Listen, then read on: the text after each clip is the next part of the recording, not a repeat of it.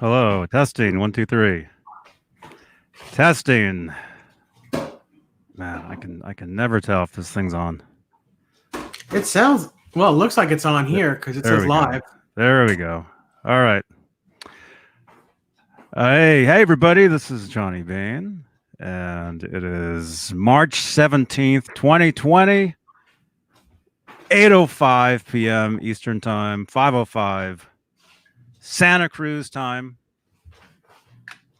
The city is on lockdown, and it's a ghost town out there. It's insane. Well, okay, shelter in place since last night. All of San Francisco it's craziness. And David Nesdall is here. How you doing? What's up? What's everyone up to? How you doing? I guess you're not really doing well because the lockdown thing is horrible, but it has to be. And I think we're a day or two away from being locked down here in New York City and Long Island. The only thing you can do is go to the food store and go to doctor's appointments. That's all they allow you to do. Yeah, it's insane. Hey, Dwight Bailey. Chris Bevan, Shauna Marie sings. Yeah, Shauna, are they doing that? Well, I assume they would be, huh? Because you're not too far. AI Gaming, Tube Supio, Brendan B Squared, Connor Johnson, 5150, Fruitcake Tony, Janice Lala. John BL says hello all. Oh, there you are. John BL, did you get that copyright claim on the same day that I did? I saw your message. That's craziness, man. Michael James is here. RJ, Big Mo, Les Bellin, Krellbar, Gabriel Tone Guitars. What's you, man? Some Dave dude. Thanks, Big Mo. Brian Brown. Oh yeah, happy St. Patrick's Day, everybody. Yes, that's what the green guitar is all about. I'm surprised. Well, do you have a green guitar? No. Oh. No, not anymore. I used to have a green Jackson that I slapped together, which was a pretty nice. If you're into the Jackson guitars, it was a pretty nice guitar, but it was 24 frets and it's just not my thing. So it was a not really nice looking guitar though. The front was real nice. I might have a picture of it somewhere on this computer. I'll find it and put it in the Discord. I think there's a Jackson guitar section in there. Let's see. Headstock Harem is here. Music Therapy Laz. Hey, Music Therapy. How was Guitar Center, man? He was up at my my local. Well, it's 2 hours away. The Concord Guitar Center. He was there. A couple days ago, and he posted some he posted some videos from there, and it was very weird to see like my Guitar Center. If you guys watch his, actually, I'll post his video in the on the community tab on the channel here, so you guys can check out Music Therapy Laz's stuff. And yeah, I film a lot of videos in that room, man. That platinum room for years. And unfortunately, I won't be able to the next at least a couple weeks or a few months, whatever the deal is. Hey, James. You'll just be sitting. You'll just be watching me sitting here for a while. But that's okay. Michael James is here. Mark Holt. Six Ring Brian. Hey, dude. It was great meeting you at Gibson at the NAMM show. And hopefully a year from now, I'll see you again at the NAMM show. Hopefully. Man, I have a feeling there's not going to be a NAMM for a while. Summer NAMM, definitely not. Charlie S is here, and yeah, you guys, I'm waiting because Mancuda hasn't showed up, and Rob Johnson texted me at like 4 a.m. But Rab Jansen. But where is he? You know. Although I told Rob I was going to do shows every day this week, so he said he would come back tomorrow. He's getting bumped. Fruitcake Tony, everything's what's new this week? Well, I'm trying to do a build for myself, and I just got a cease and desist. No, I just got a new build from a customer that I'm just going to start to put together. I'll talk about that a little later on in the show. It's really cool. It's going to be a great build. Cool. Joe Hervey, 84. Hey, man. Thomas Santiago. James Severin. Jim Nicholas. Hey, now. Yeah, this is weird. This is so strange. Hey. Oh, my God. Oh. What's going on, man? Dude, man. Well, first of all, hello, man. Hi, everybody. I saw somebody, was it on Facebook or Twitter? They posted a picture of, remember when we were hanging out and you showed me a certain view down a certain street? And you said a lot. What? Remember when we were hanging out and you showed me a certain view and you said a lot of TV shows film like this one particular view? Right down Vine Street. Yeah. Somebody posted a picture almost from that same location.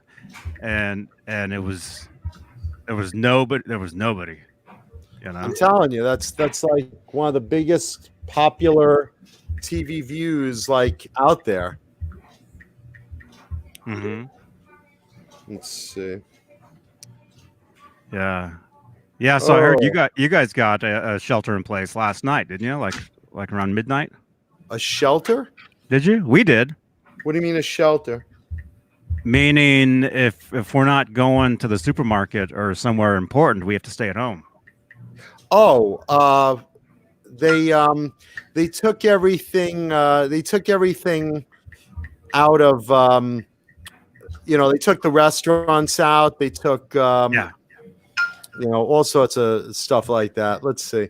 By the way, I'm getting greetings left and right. I'm so sorry I'm late, everyone. Joys of drama in my life. Let's see. Fruitcake Tony, Dwight Bailey, Jim Nicholas, Shauna Marie Sings, Tube Supio, Joseph D'Angelo. Everyone, hi. Yeah. Top of the morning to you. Yeah, happy St. Patrick's Day. Hey, some Dave, dude. Big Mo. Chris Bevan. Everybody. Yeah. Leave a thumbs up. Six String Brian.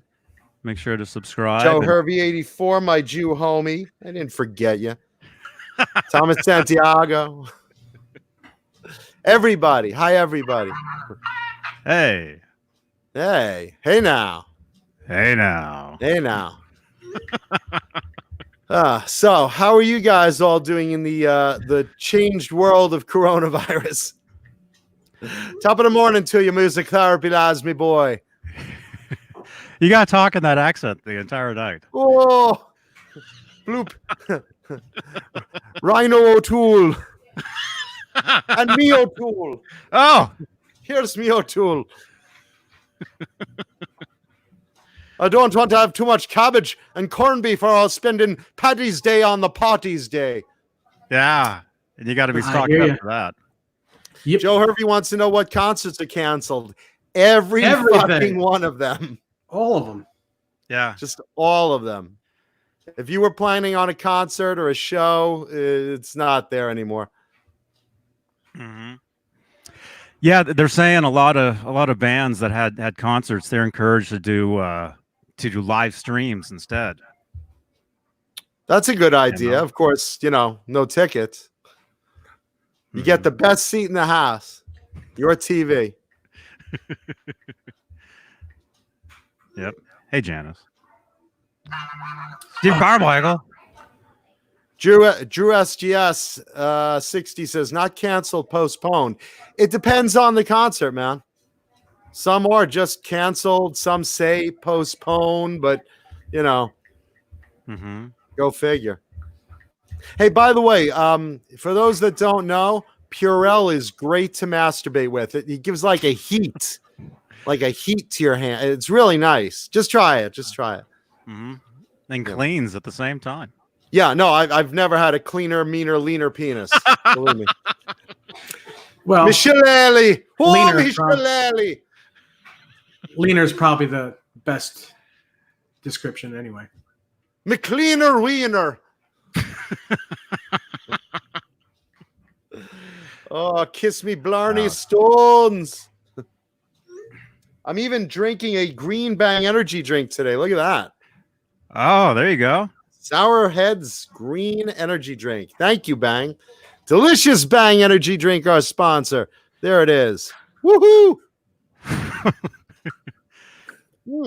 Yum. And hold on. I have a top of the morning to you green Swiss pick. Look at that. Oh, awesome, man. I'll be like Steve Vai. Looking through it, you know. There you go. Kind of fun. So are any of you guys doing anything special for St. Patty's Day? I see, Dave, you got a beautiful green guitar. Yep. You know what I'm doing for St. Patty's Day? Do tell. I'm selling a 1989 Gem 777 VBK body for $350 if anyone wants it. Oh, Plus shipping. So it's a black gem body. I can actually go get it. So I'm going to look at it if you're interested. And if you are, just hit me up in private, Facebook, whatever, however you can get to me. Let me know. Cool. Yeah. And that's a David Nesdall on Facebook. Yes. You could take your pot of gold and buy Dave's guitar body. Me pot of gold. They pot of gold. Me twat of gold. Uh-huh. Are you taking toilet paper and trade? I will. No. I've got plenty of I've got plenty of toilet paper here. I've got 24 rolls right now. Well, it depends how much cabbage you have. If I run out of toilet paper, what's going to happen is my butt cheeks are going to fuse. And you're going to be taking a ball peen hammer and a chisel and some nail polish remover and get them apart. Otherwise, I'll be walking around like a penguin. Oh my god. Yeah. Did you see what? I don't know if you guys follow my Facebook. I wrote the other day this cashier at the supermarket. I'm trying to find toilet paper, so I bought some orange juice, and she goes, "Did you find everything you like?" I said, "Well, do you have any more toilet paper in stock?" "Oh no, we're out of that." Yeah. So just the orange juice then? Yeah. Paper or plastic? I don't know which is more comfortable to wipe my ass with. I saw that. Yeah.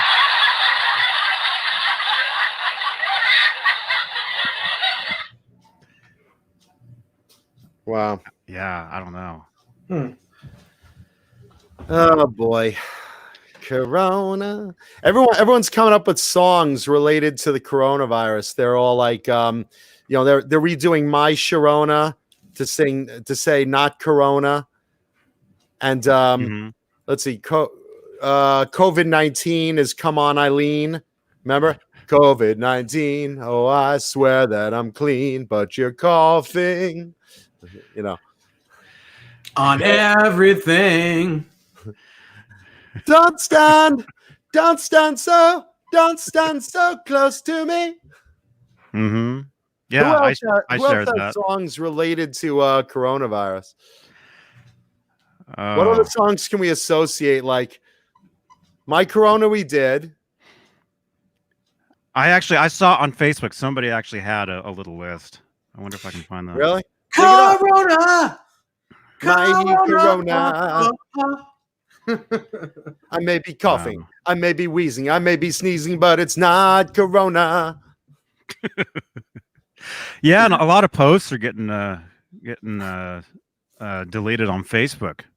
Like I shared a post last night talking about how San Francisco was on lockdown, and they took it away.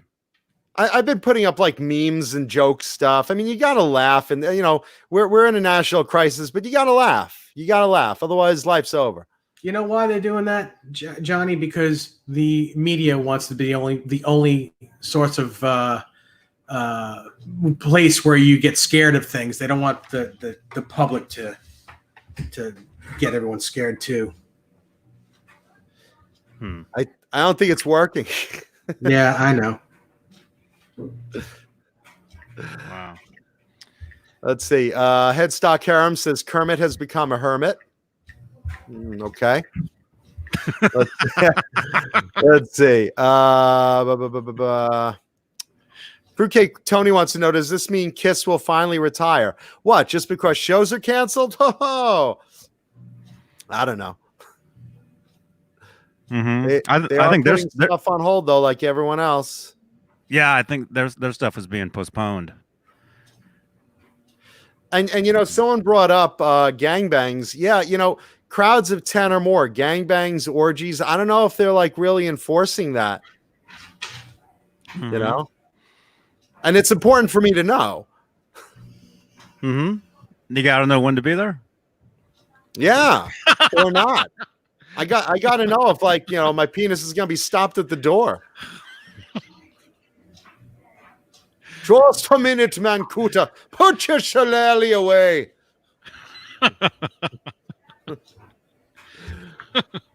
Oh, Corona madness. John Biel likes the green mockingbird I got behind me right there. Yeah, that's real nice, man. 'Tis for St. Patty's Day. I don't know if we've even Better seen than that my one Corona yet. logo, right? Yeah. I just shake my head. That's all I do. You're right, Quentin. Shake it this way or nod this way. When you nod it, I get kind of horny because it looks like you're bobbing up and down. Just Dave is the original Shamrock Shake with that green guitar. Look at that thing. That It's thing's pretty so nice. pretty. It is. It's only green on one side, though. Well, only show that side. All right. How about that? That nice and green for you? She's Mhm. green. Yeah, I was Oh, and picking my nose just to get more green in the house. Oh, So did you guys hear about this dildo that hoarded 17,000? No, not this dildo, a different dildo. yeah. I thought you were talking about an actual one. No, not the one on my wall. 17,000 bottles of Purell. On the wall. This idiot and his brother like hoarded, and he had it in his garage. He goes to sell it on eBay and sell it on was it eBay, Amazon. and what? Amazon. And Amazon, right? And he goes public to the news saying, "Oh, what am I supposed to do? They're not letting me sell these bottles of Purell to the public that I'm trying to sell for $80 fucking dollars." So the news is like, "Are you really looking for sympathy? Seriously?" So long and short of it, this guy starts getting death threats and just all sorts of, you know, all sorts of mean, nasty emails. You know, look, I wanted his address. And, you know, the fact is, you're going to get that when you try to hoard things people need, you know, for medical reasons in a crisis. It makes you a scumbag. See, he doesn't get that. So him and his brother basically suddenly get a call from the state and they say, hi, so we're kind of holding you over for price gouging, which is against the law. 17,000 charges of price gouging. Wow. Or would you like to donate those? Oh, yeah. So Mr. I want your sympathy for price gouging wound up donating 17,000 bottles of Purell. Well, that's stupid. I mean, he could at least sell them for what he bought them for.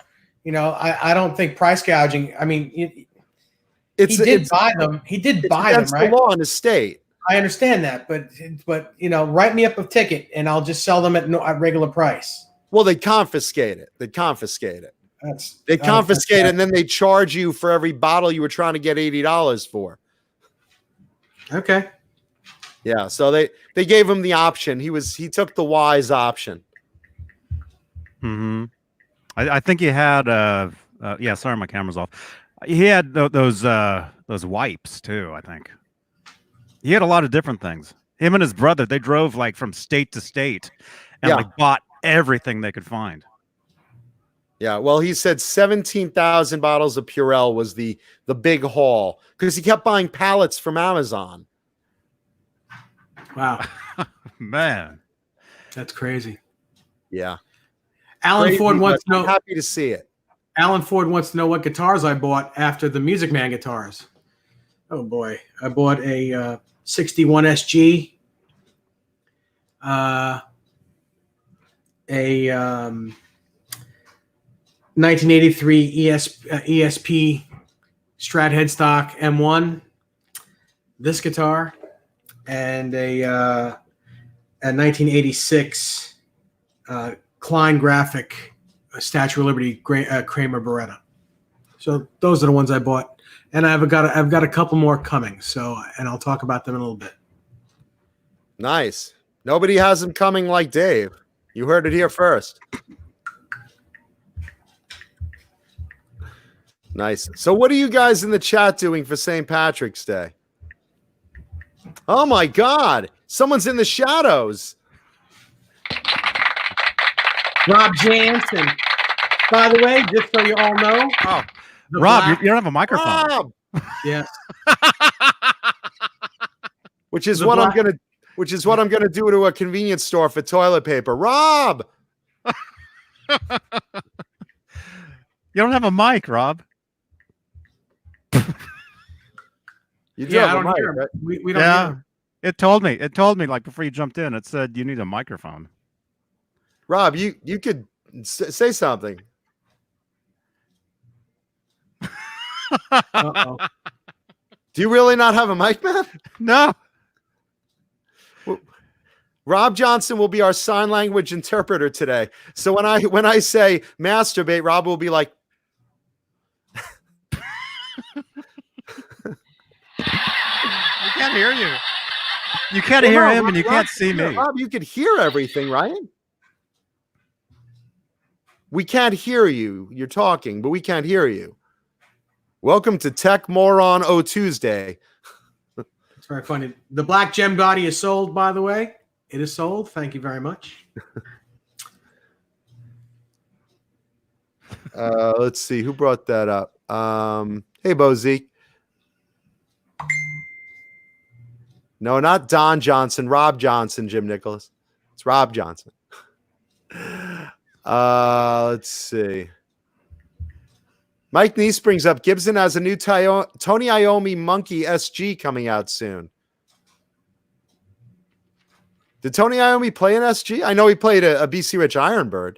Did he play an SG a lot? Yeah. Tony Iommi? That was his main Played an guitar. SG was his main guitar forever. I always saw him with the Ironbird. I saw him with a black Ironbird forever with the crosses. For a moment. Just Where'd for a Rob moment. go? He's probably fixing his thing. Oh, okay. Bozique says he has all the toilet paper. Give me your address, man. We'll be right over. Trust me. Yeah, he's looking up your address. All you'll find here is empty cardboard rolls. Yeah. Up your address? Yeah, listen, I'm ready to wet the empty rolls and use them for toilet paper. Yeah. No, half face. Outface. Angus did not play an SG. He played forget it. Oh, he meant Malcolm Young, he's thinking. No, I was going to come up with some stupid funny, but I couldn't think fast enough, so forget it. And Papa Blue is right. I do have a lot of comic books. If I do run out of toilet paper, I'll just choose the ones that have shitty stories. Papa Bluey. It'll be like silly putty in my ass. I'll see if it can pick up the comic strips. Still can't hear you, Rob. It's so weird. Rob, are you trying to talk? Rob, say something. Nothing. Can't hear you. Oh, jeez. Restart your computer, Rob. Oh, boy. No. 'Tis a Tech Moron on a Tuesday. Oh, there's Tony Iommi, and that looks like an SG to me. It is actually that might be a custom, like a custom SG. May not be made by Gibson. It may be made by someone else. But it is an SG shape. Is that Joe Satriani's signature on that SG on the one in the middle? I think it is. Is it?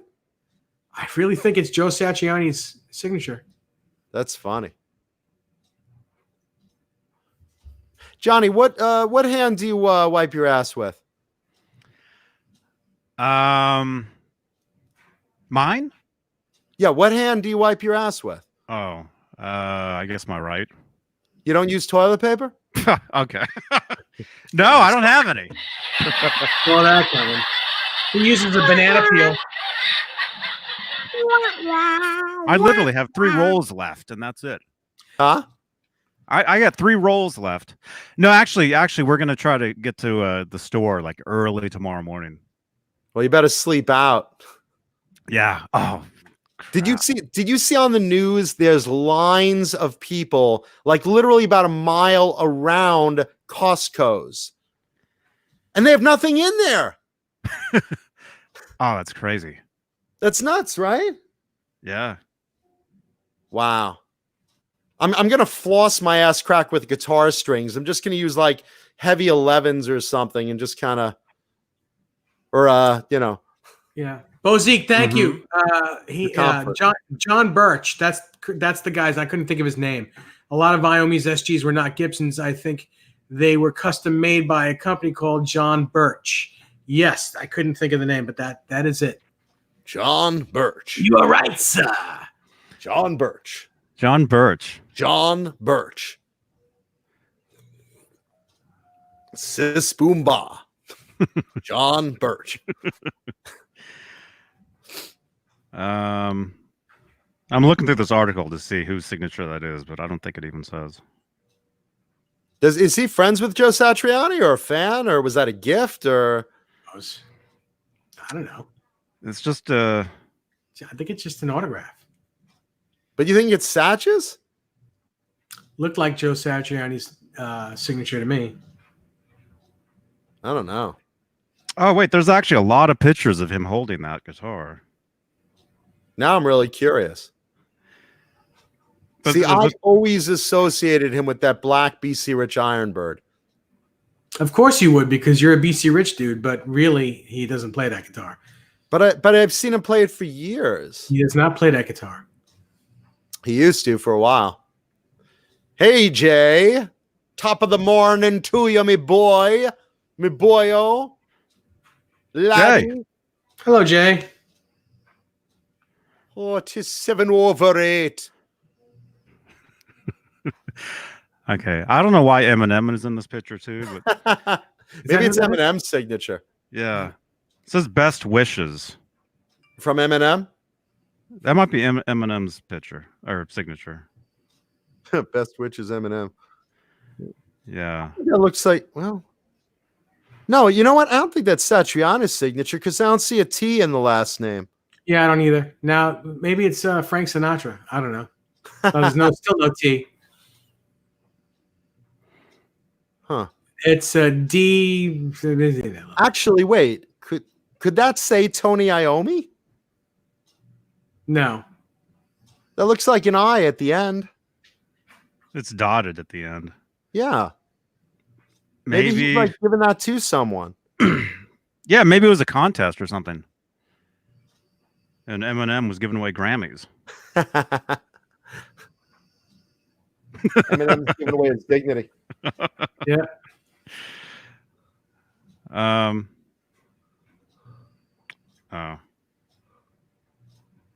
Huh? Oh, okay. This article. When's this from? That's from 2017. Tony Iommi reveals Eminem wanted to be on Iommi's solo record. Really? That's what this is about. Yeah. Oof.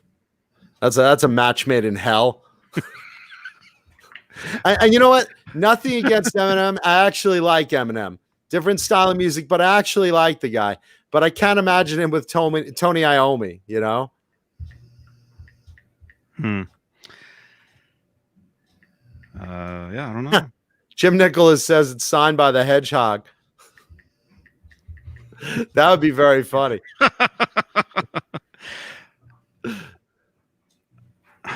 Ron Jeremy signs everything, including body parts. Trust me, I had his name tattooed on my Schwanson. You did? Yeah, he wrote it with why not? He How often does that happen? he wrote it with his tongue. Yeah. Wrote it in saliva. You're gonna like this, man, Cuba. Unfortunately, my tiny dick only fits his initials. Vista Light says Eminem's daughter is fine as fuck. How old is Haley right now? Isn't she still a kid? She's still a minor? I have no idea. Vista Light, you better say she's 18 now. Is that Van Haley? Van Haley. No, his daughter is named Haley, but I thought she was younger than that. Is she still a minor? Or oh, she's in her 20s already? Holy shit. All right. Yeah, she's a hot piece of ass then. Oh, wait a minute. Who, bring up a photo of her. Who is it? Now. Who is it? Eminem's daughter, Haley. Jesus. How do you spell M&M? It's just M and M? No, that's the candy. That's melting your mouth, not in your hand. Eminem. One word. Eminem. Scott? Scott! Haley Scott or Haley?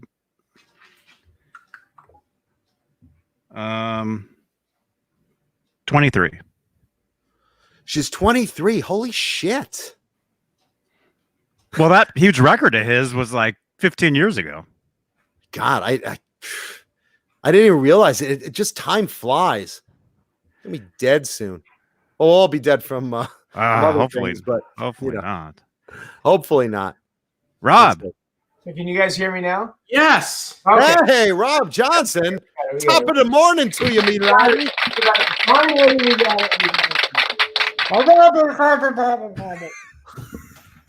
Hey, Rob. I'm sorry, guys. I'm trying to do this on my computer and my PC, and I don't know. I guess it didn't work. So I'm sorry. trying to do this on my piece too.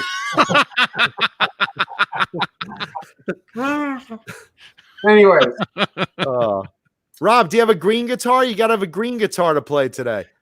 well, I know, and Nesdal's got the St. Patrick's Day piece like mapped out for us. So Never mind his piece. What about the guitar? he's got a red guitar in the background. I don't have any green there, so I figured, John, you got a green guitar in the back. Dave's got a green guitar. Johnny's got a red. So I got like a tobacco. So I guess we're good.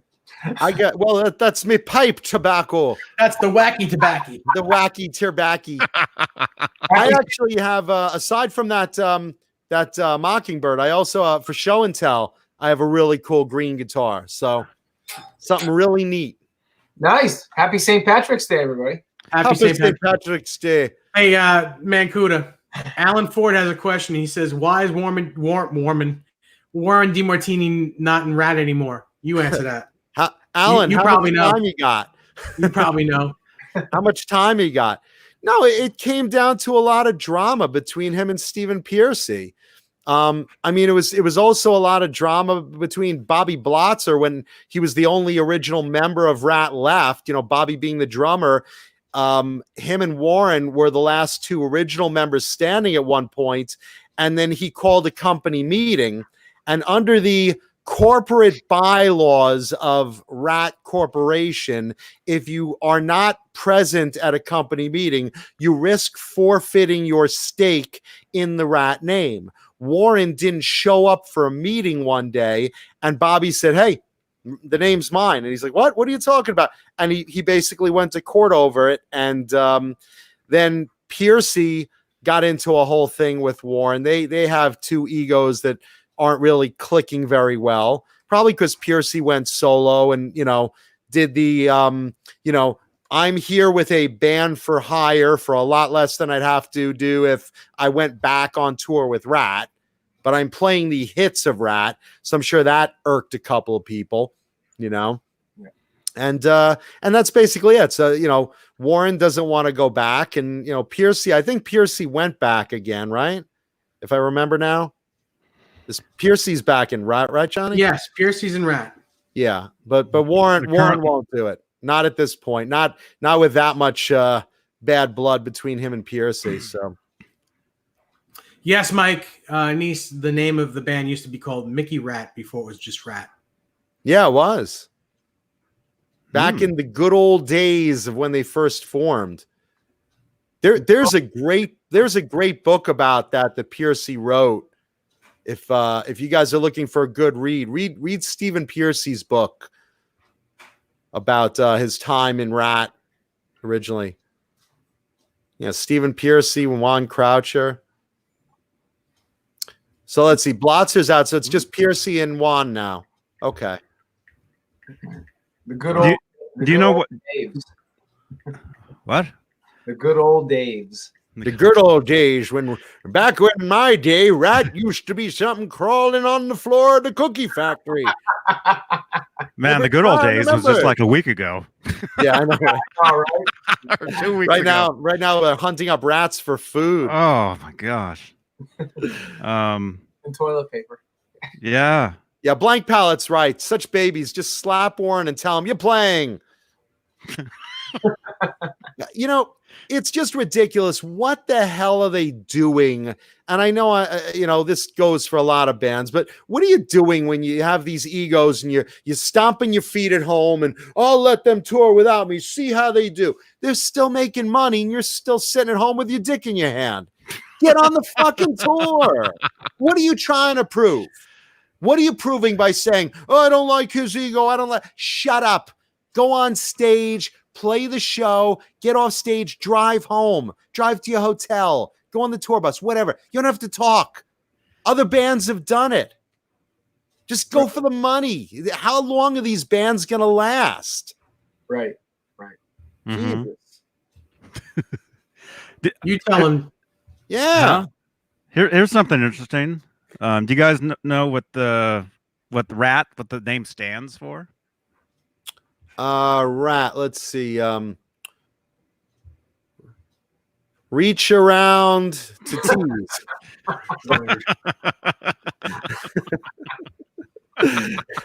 Reach around and tickle my taint. Is that right? Close. It says, what is the band rip name? apart tiny twats. What does the band name Rat stand for? They've been around a while, tiny huh? twat. It says in 1980,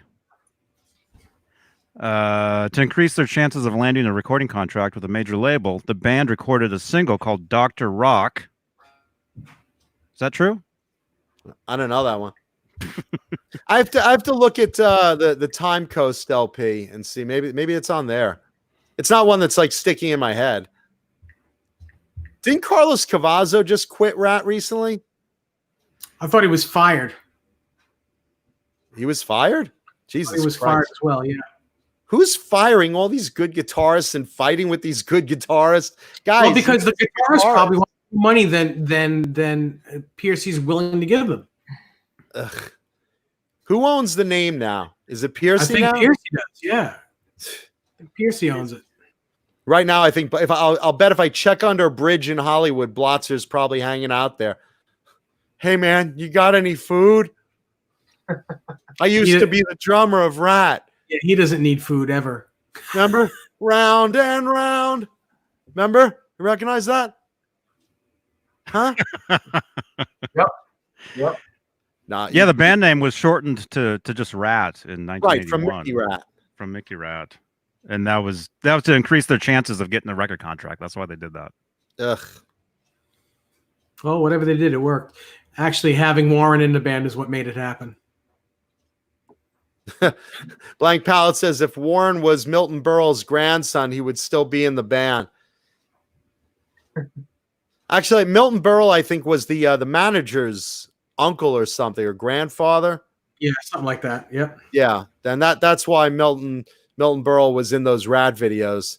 Whoever at the time was managing him or managing the band was relatives with Milton Berle. So it's like talk about competition for Ron Jeremy. That guy had a tool like an arm. Oh my gosh. That's so strange. That I know that or that he had that. Just thinking about that. No, it's like I'm trying not to think about that. You're eating dinner with Milton Berle, and what looks like an octopus arm comes up, grabs a baked potato, and shoves it up his ass. That's so strange. Yes, China guitar. Yeah. Jakey Lee was in Rat as well. That's true. At the beginning, Jake was there because he was rooming with Warren. Jake Warren and George Lynch were all very, very close friends early on. How close were they? Oh, they were friends to the end. Buddies to the end. Shut up, Rob. You got nothing to say? I just made a sound. I'm the sound check guy. So Krellbar actually makes a good point. He wants to know why Phyllis Diller was the one that said Uncle Milty was so hung. That's a good point because here's the trick. Let's say that Milton Berle showed his penis to Phyllis Diller. Okay, she saw it, but it wouldn't be hard because look at fucking Phyllis Diller. Who could ever? You could take like 20 Viagra and you still have a softie around Phyllis Diller. She is one of the most unattractive older ladies in show business. Even when she was younger, she looked like an older lady. I'll get your balls out. Oh boy. Milty, give me that snake. Oh my god. Holy hell. I don't know this guy. Oh my god. Now this is interesting. Bo Zeke says, didn't he get it on with Betty White back in the day? I don't know if he got it on with Betty White back in the day, but I'll tell you one thing. I would get it on with Betty White right now, even at 98 or whatever she is. I love Betty White. Somebody else was saying that on Twitter. I read Right? something. Somebody else was saying that exact same thing. Yeah, in a tweet. She's adorable. yeah, she is. Who doesn't love it? Cute little snuggly bugly Betty White. Until you smell her snatch. Well, there you go. That's like opening the sarcophagus of an Egyptian pharaoh. You know, it's like that. Betty actually went to the prom with in high school. She's adorable. I love Betty White. No, she is. Yeah, She's there's something about her that's so fucking cute. I'd clothespin my nose and do it. I just love her. She's so cute. Chris Bevan wants to know if I have any thoughts on the band Holland. Michelangelo's band before Nitro. Thoughts on Holland? Yeah, that's Phyllis Diller, baby. And that's a very thin version of Uncle Milty. She's practicing. Oh my god. Oh boy. And that's when she was like 15, right? When she was a teenager? Oh god. Oh, Jesus God. Christ. Phyllis Diller. Holy Cheese shit. and rice. If you spread her legs, like feathers come flying out, like you just shot a duck. Bats come out. That's Jesus. Yeah, she's only 70 in that picture. I call my vagina Wuhan because there's bats inside. Let's see. No, I'm not familiar, Chris Bevan, with the band Holland. Battisto, listen, or Michelangelo, his ability to do the ambidextrous guitar playing is just unbelievable. I mean, God bless him. He's a fixture at NAMM. He really does that. Yeah. Steve Vai even said, look, I play a little on the double, triple heart guitar, whatever. I'm not Michelangelo where I can literally do the ambidextrous playing. Michael can. I He's saw him on the really- escalator, and he had both everywhere. hands on both things. He's everywhere. I think he's been cloned just to hang around NAMM and just walk around NAMM. It's like, hey, Michelangelo. Oh, how'd you get up there? Michelangelo. Excuse me, sir. Oh, Michelangelo. What's going on? John BL. Is this true? What? He just sent me a picture. Of Betty White naked? No, of Phyllis Not a Diller. Phyllis Diller naked. Oh, no. I passed for Playboy. Oh, Look at God. this. What do we got? That's her. Really? That's Phyllis? Mm-hmm. That's Phyllis Diller? Wow, she was something else. Wow. She looks normal. That's back when she was a woman. What was that in the 1700s? What? Only 1659. Yeah. back in my day, when we first opened Pepperidge Farm, she used to be a bagger. And I don't mean putting cookies in a bag. I mean she let us dunk our balls in her milk. Pepperidge Farm remembers.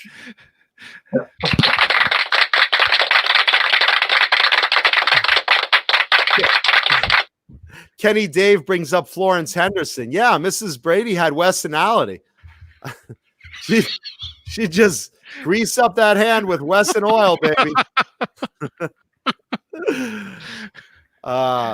Chris Bevan, I'm going to look for the Van Holland because I want to hear if it's better than Nitro, which really isn't hard because Nitro's just terrible. I can't get over Jim Gillette's vocals. I've said it on the show before. Oh, boy. Back in my day, the Old West used to be Phyllis Diller's cooter. Phyllis Diller's man cooter. My man cooter. Michael James says he used to play gold. I assume he means golf with Bobby Blotzer. Oh, there you go. That means cool. Michael James, you were his biggest audience after he destroyed Rat. That was it. It was you and the golf caddy.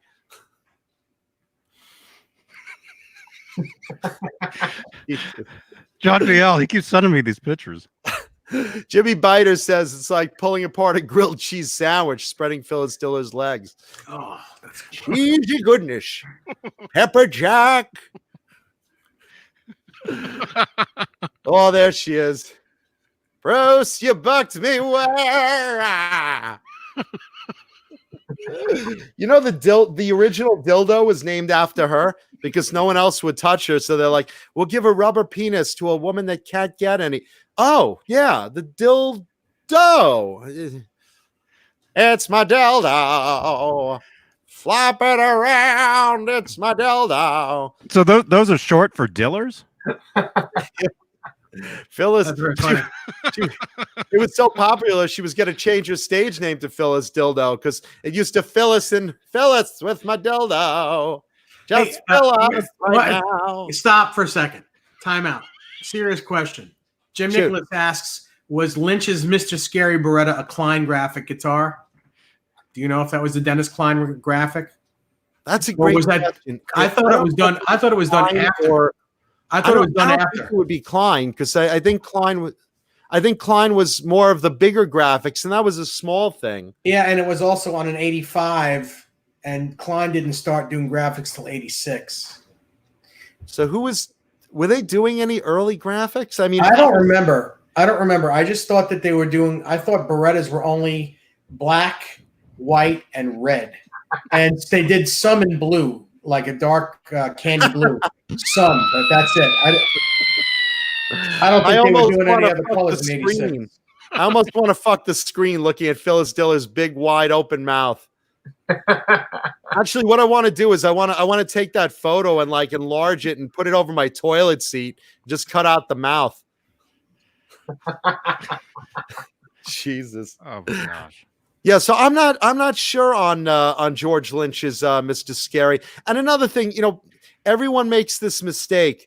To get this on record here, Mr. Scary was a black Kramer Beretta. Johnny, could you pull up a photo of it, please? It's an 1985 hockey stick. It's a black Kramer Beretta with a small skull with a rose in its mouth. That was George's Mr. Scary guitar. And what made it? It wasn't even called Mr. Scary until he really beat it up and like he had cuts in it. He tried to put. That's when he named it Mr. Scary. Before that, it was just a black Beretta.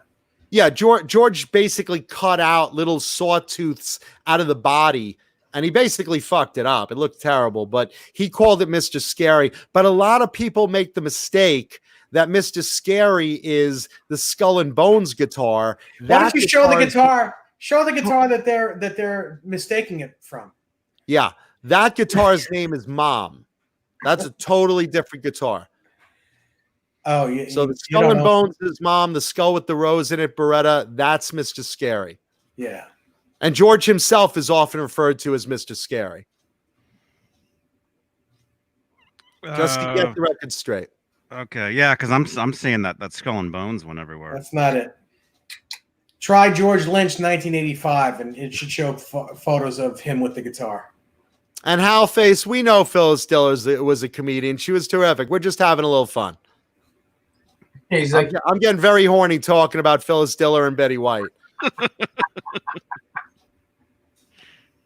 Mike Neese brings up Mrs. Olsen, the coffee lady. You know, I remember the Mrs. Olsen from the coffee commercials, but my favorite Mrs. Olsen was the Yenta that was on Little House on the Prairie, played by Catherine McGregor. You remember on Little House on the Prairie, the mother that was always the busybody? Weren't you Ingalls doing? I always turned it off. Go ahead. She's bothering Nellie. I always changed the channel when that came on. I Really? never sat through it. I thought you were an extra on that show. Who, me? Yeah, you. Way before my time, man. Uh-huh.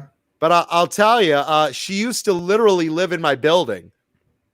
Literally, when I moved in, I'm walking down the hall, and she's like, "I'm Catherine," and I'm like, "Oh, Mrs. Olsen, yeah." And she was like, she was very, very reserved, like her character, you know. But she was very nosy, also. She's like, "Do you know the building has a peeping Tom?"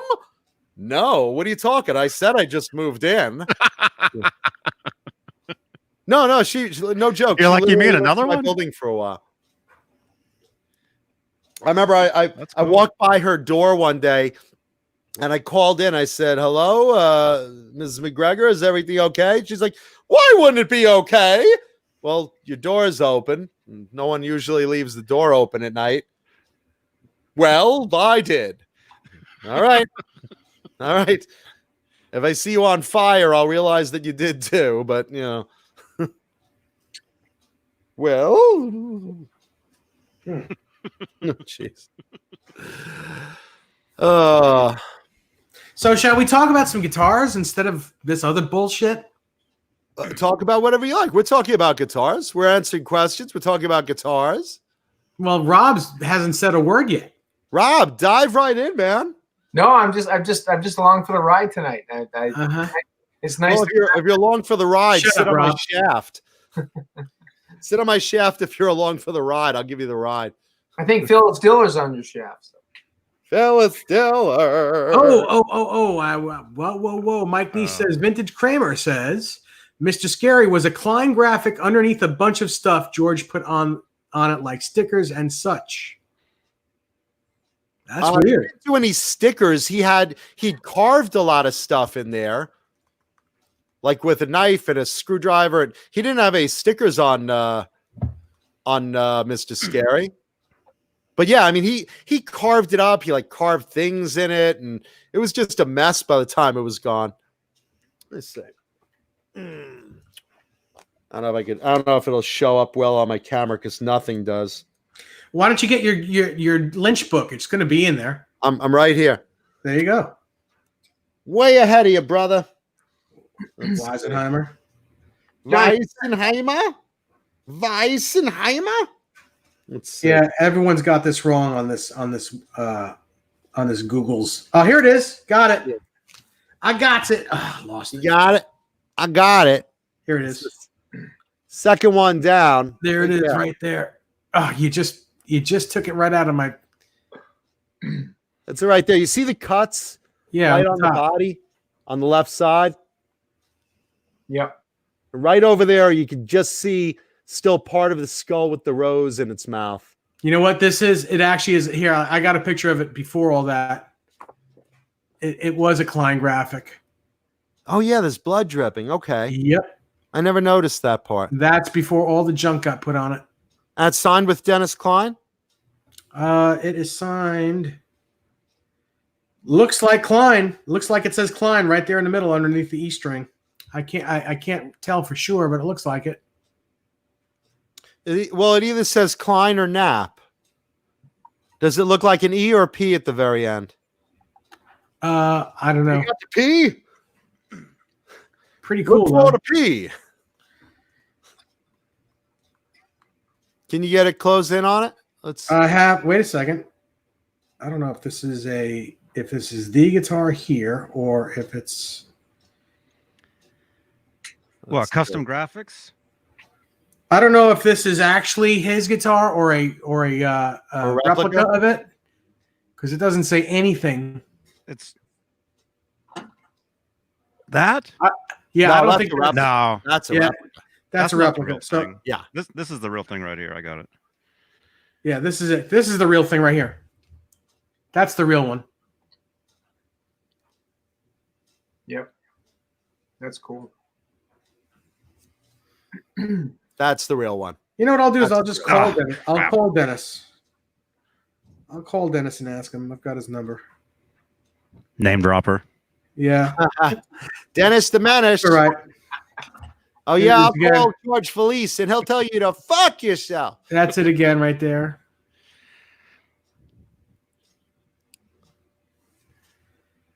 It's pretty cool with all Oh. the jaws, with all the teeth taken out of it. The jaws of life. I don't know, man. I hated it after he cut it up. And Blank Palette, the guitar Lynch sold for $1.25 was the Yellow Tiger. That was his original Yellow Tiger he sold. It was $1.25. I thought it was 80,000. No.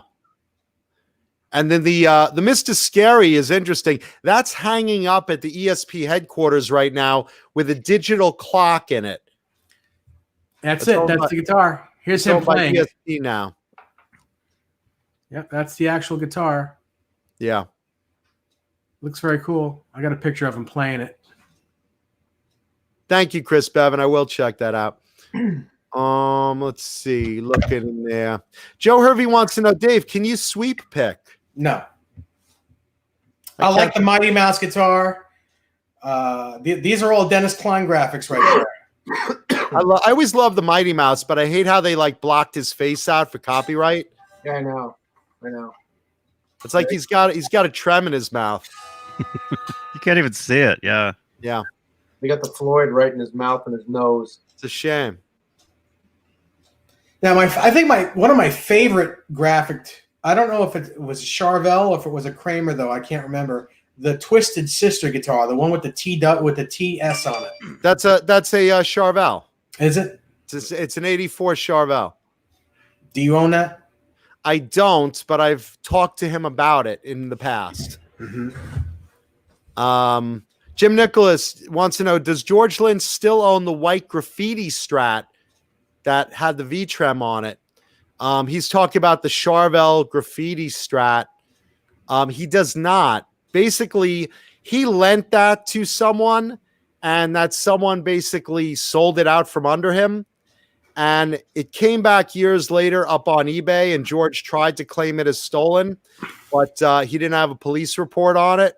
And it basically disappeared into a private collection, not mine. Mm-hmm. Hey, don't you own that guitar right there, the Bon Jovi one? With the Not jean that jacket one. one? No, that Bon Jovi guitar is one of 5 made for each member of the band. What that was a thank you guitar from Kramer, basically thanking them for a lot of publicity and whatnot. So each band member got one with the Jersey graphic like that on it. That's cool. 2 are in the Hard Rock. I think John and Richie's are in the Hard Rock. 1 or 2 have been for private sale, and I forgot someone still has theirs. I forgot who. Alex but John Such, because he probably needs them. He probably has that. John and Richie's are in the Hard Rock, though. Those 2 are, and it probably is Alec John Such. You might be right, Dave. What do you think, Rob? No, I'm just listening to you guys talking about that because this is all news to me. That's That was a weird answer. no, I don't know anything about the Bon Jovi guitars, so that's awesome. That's good news. Okay. Cool beans. Alan Ford, right now I have that green Mockingbird on display behind me, but I do have another really cool green 80s guitar for show and tell later on in the show. So stick around. We'll pull something Nice. out. Show some more of those graphics, Johnny. Yeah, I love the old Kramer graphics. Those things are terrific. Yeah, Yeah. I like those.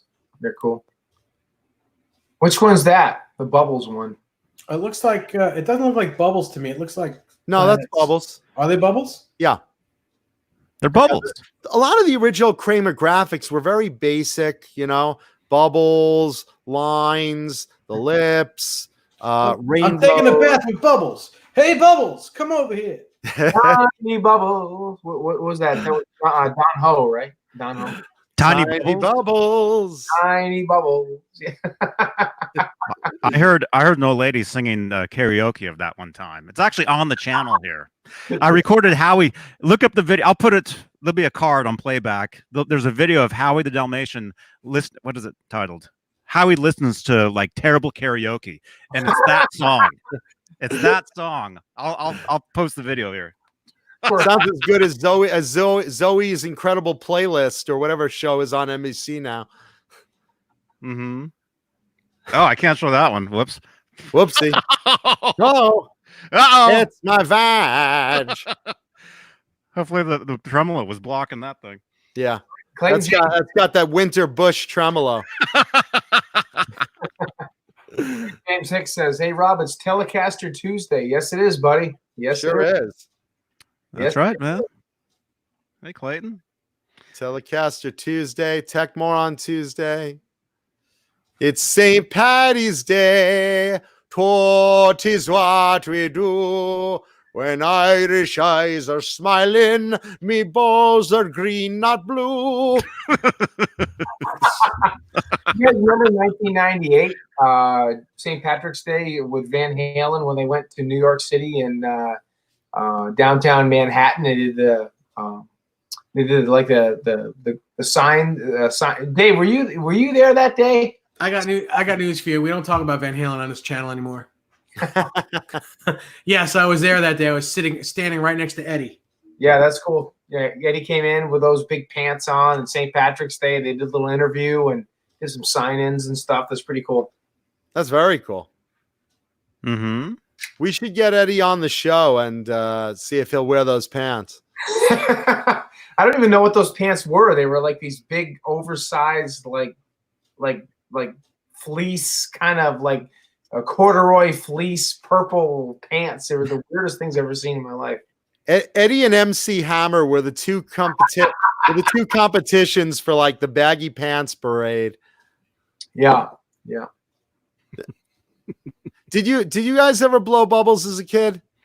Only tiny. I didn't know she had a dick. Because I saw Bubbles in prison and he says hi.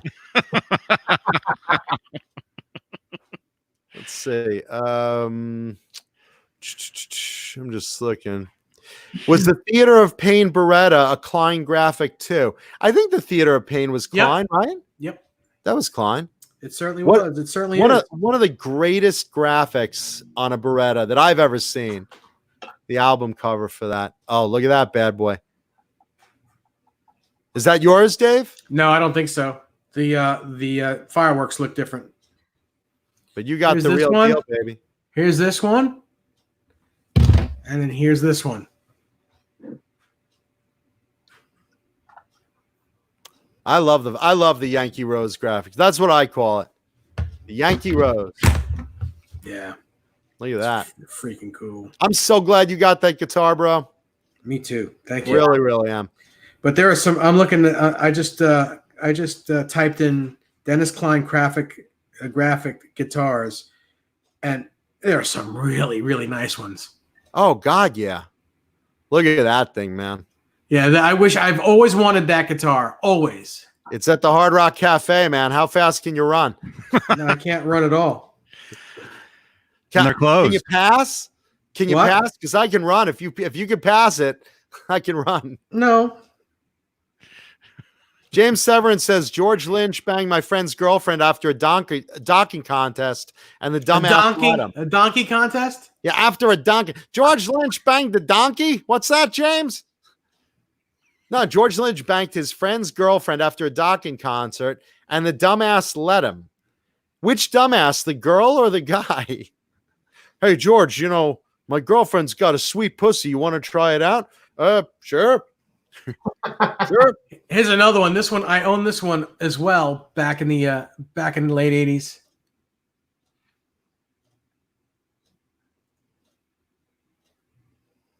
Oh, the Cool. Google. Yeah, I own that. Graphic. Yeah.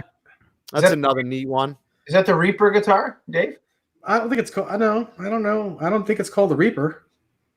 No, it's called the Ghoul.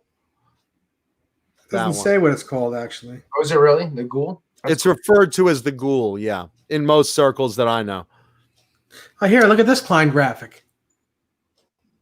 There you go. It's not a That's Klein the graphic. auction guitar. You know what's really funny? The you ever see the rainbow graphic where the fist is holding the rainbow?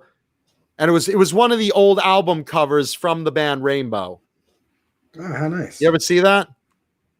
Nope. Well, And now it just signifies fisting because it's got a rainbow within it's a fist. Here's a cool one. Shoot. Here's a cool one. There you go. Hooray for Hollywood. Hooray for Hollywood. Oh, it gives me morning wood.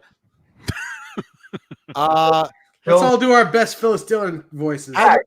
Hadley Scott McIntyre says all Bullseye should be Charvel copyrights. Actually, Hadley, the Charvel started the Bullseye graphics. They were the first ones. That's to what do he that. just said, I think. No, he said, oh, yeah, I'm sorry. You are there. I had So too get much of me. Why don't you get your mouth out of your ass? Today. John Bale, No, did you catch that he's one? absolutely right. Bullseyes were started at Charvel. I thought he meant Kramer. My bad. My bad. Too much Irish whiskey. Even though I don't drink. I got no excuse for my stupidity. It's just ingrained. You and me both. Dude. Yeah, I've seen that. That guitar is on Reverb right now. It's for sale. Now that is cool. That is cool. I think it's on Reverb for like $2,600 or something like that. I'll check. That always looks cool when it's on a white background. I like that. Yeah. It looks like a big, massive pick guard, you know? No, it's very cool. I'll let you know right now. Oh, I spelled it incorrectly. Some Dave dude says, John, the Dharma Initiative icon, black on a white guitar. That's I forgot who was playing that. Was it Anthrax? Scott Ian, I think.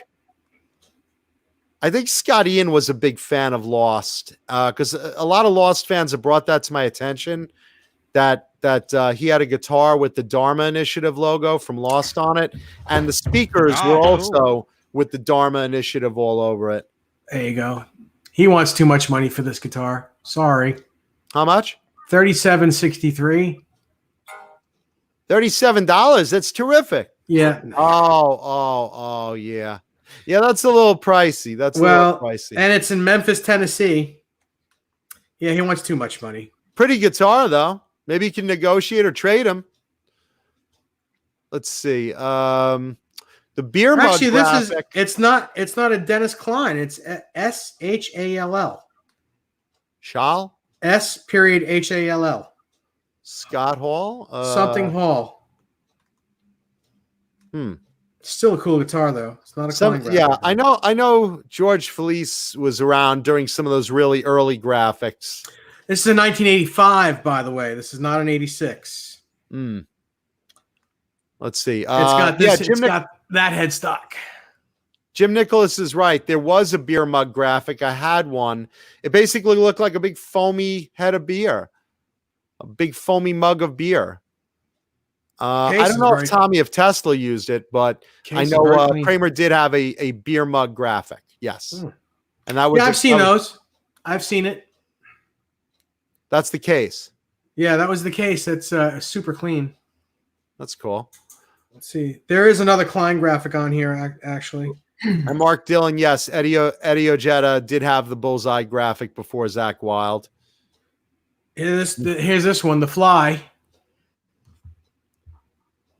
And this one's very inexpensive. That's cool.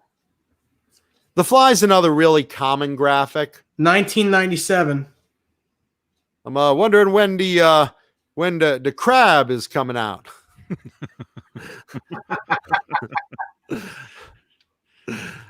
Let's see. Baroni. Yeah, that's a cool looking guitar. I love bright color guitars, so I may be biased there. Yeah. Oh, here's another Klein graphic. This one has autographs on it. Let's say. Oh yeah, Dave, you used to have one of those guitars at your I can't had see this that. one. Let's This is the one I had. Johnny, put Dave's screen on. Well, here, it'll be better if I find it because Okay. Dave. Oh, What, the Monsters of Rock. Dave, what number Monsters Rock guitar was that you had? Remember? I don't remember. I remember they did autographed ones and non-autographed ones. Yeah, mine was autographed. That's cool. The only ones I've ever seen were Dave's and Scott Smith's. I've seen Scott's. It wasn't mine. I was selling it for someone. But you had that for what, like maybe 2 years? Total? No, I had it for a few months. Okay. 2 months. It stayed in its case and in my closet because I didn't want the signatures to rub off. Yeah. Yeah, that's the one. I think that's at the Music Zoo right now. Well, love the Music Zoo. I'm not a fan of signatures on the front of a guitar though, if possible.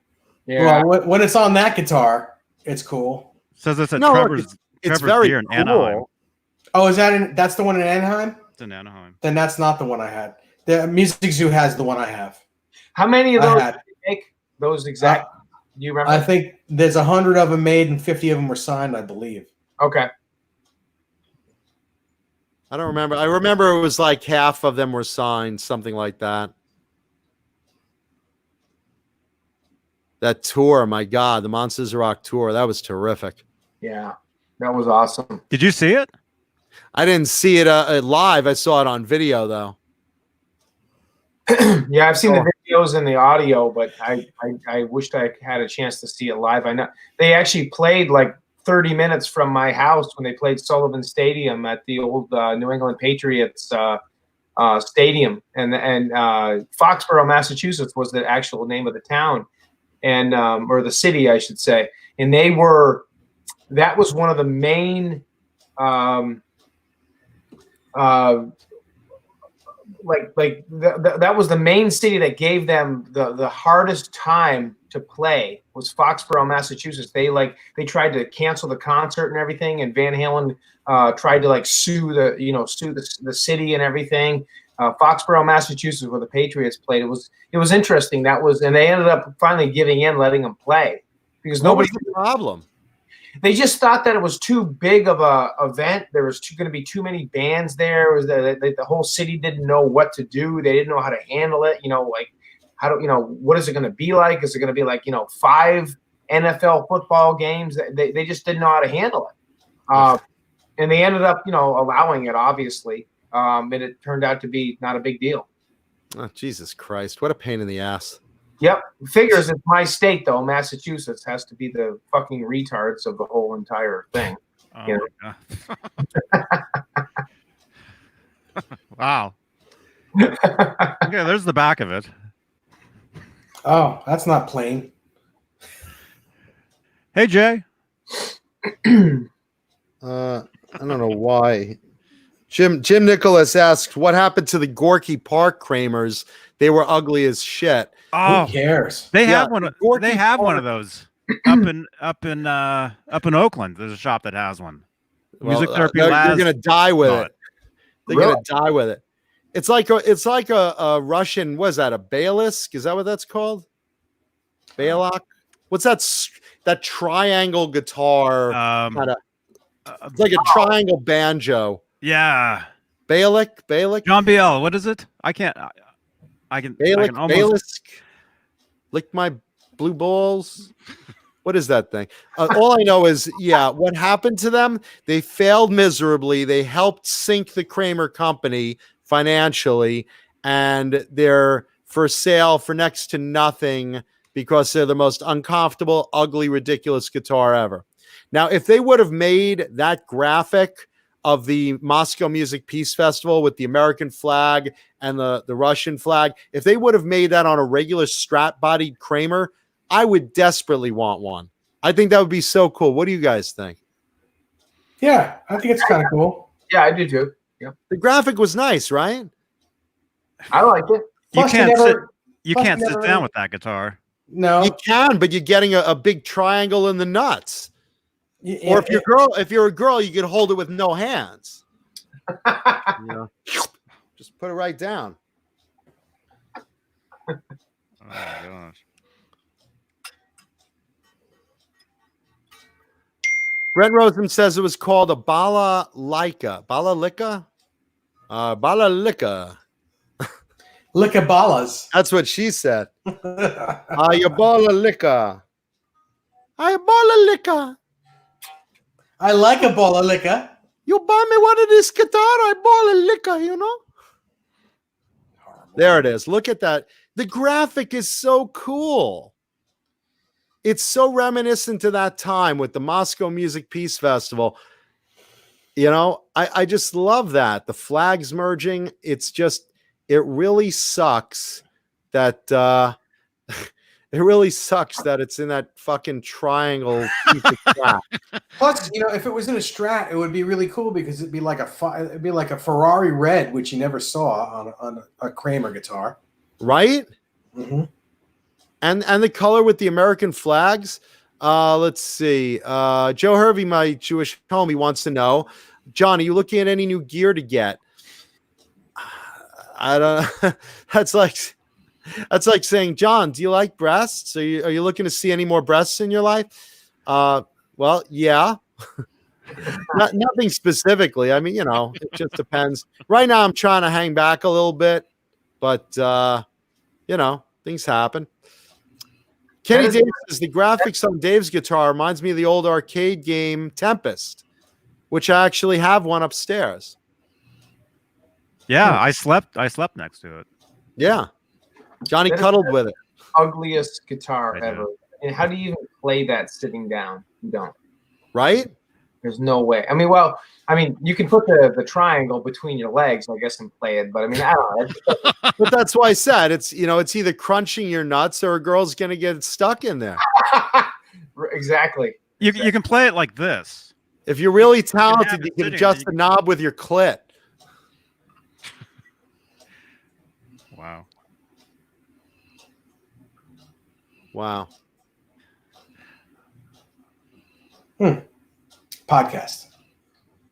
Did anyone play that triangle guitar? Vistalite wants to know. Yeah, one of the guys from Gorky Park. Yeah, Gorky Park, the band. That's what that's about. I mean, that's their edition guitar. I mean, they were basically Russia's entry into the Moscow Music Peace Festival. So I guess who was in power in Russia then? It was what's his name?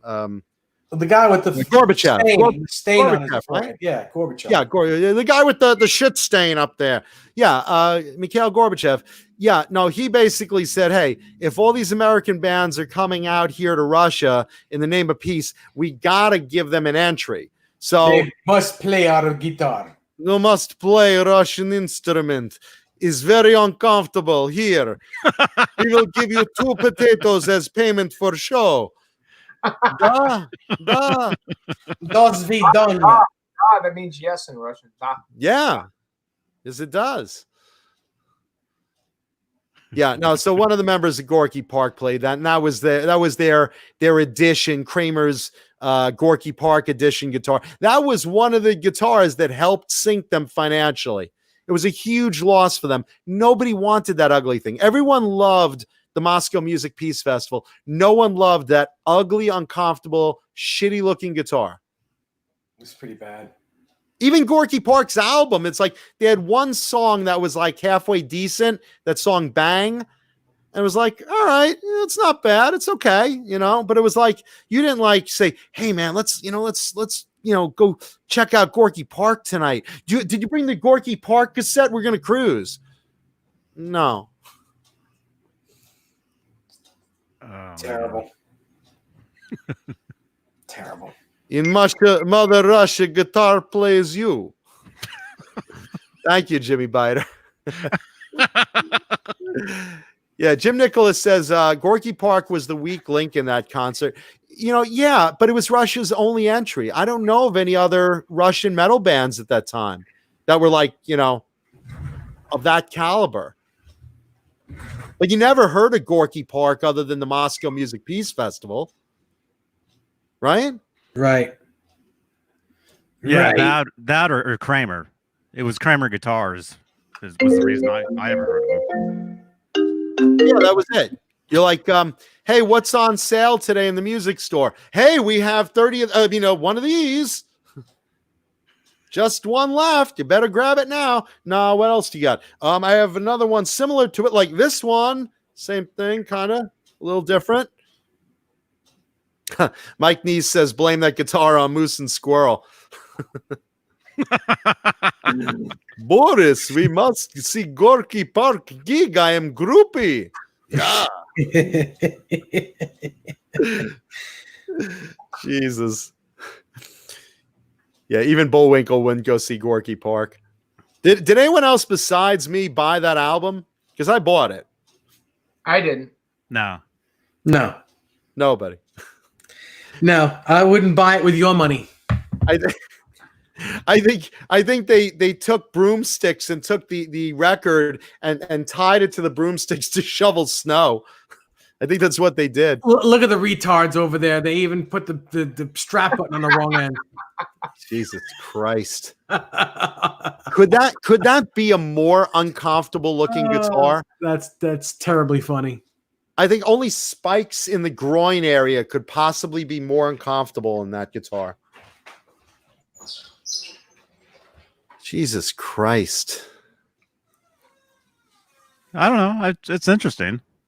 Johnny, but you like everything that's like retarded. Like you? And no, you don't like it. Oh, Yeah. Gorky Park made a drum kit out of coffee cans and tampons. That's interesting. Oh my gosh. Gorky Park. They had different. Actually, they had a bunch of different graphics of those guitars. They played different ones. I mean, I maybe that doesn't. But doesn't make it Kramer any- never made any of all the guitars they played. Kramer only made that one. They're thinking, who wouldn't want that? Well, there it is. There it is. Gosh, that is so ugly. Someone should swirl that. Someone should light it on fire. Light it on fire. That's right. Kill it with fire. Yeah. Kenny Dave said when Kramer from Seinfeld said the N-word, that also plummeted Kramer's guitar sales. They were out of business by then, man. Yep. Now let's go babushka. Hey. Gorky Park. They had a lot of different Punishments in Siberia. Well, I mean, for years you only saw that red one. I mean, unless you really, do research. But So they had a white one and a yellow one. the band actually had like different ones. Yeah. Oh boy. You know why? Because they were promised if they did that edition, Kramer would give them 10 guitars free, so they were stuck with them. They couldn't get rid of them either. If Kramer couldn't sell them, what chance did the band have? They're walking around Russia trying to trade them for bread. Oh God. Jesus Christ. I don't know. Let us I know. think they were using those to chisel down the wall. Let us know. Let us know in the chat what you guys think of those guitars. Mr. Gorbachev, tear down this wall and use those ugly Kramers to do it.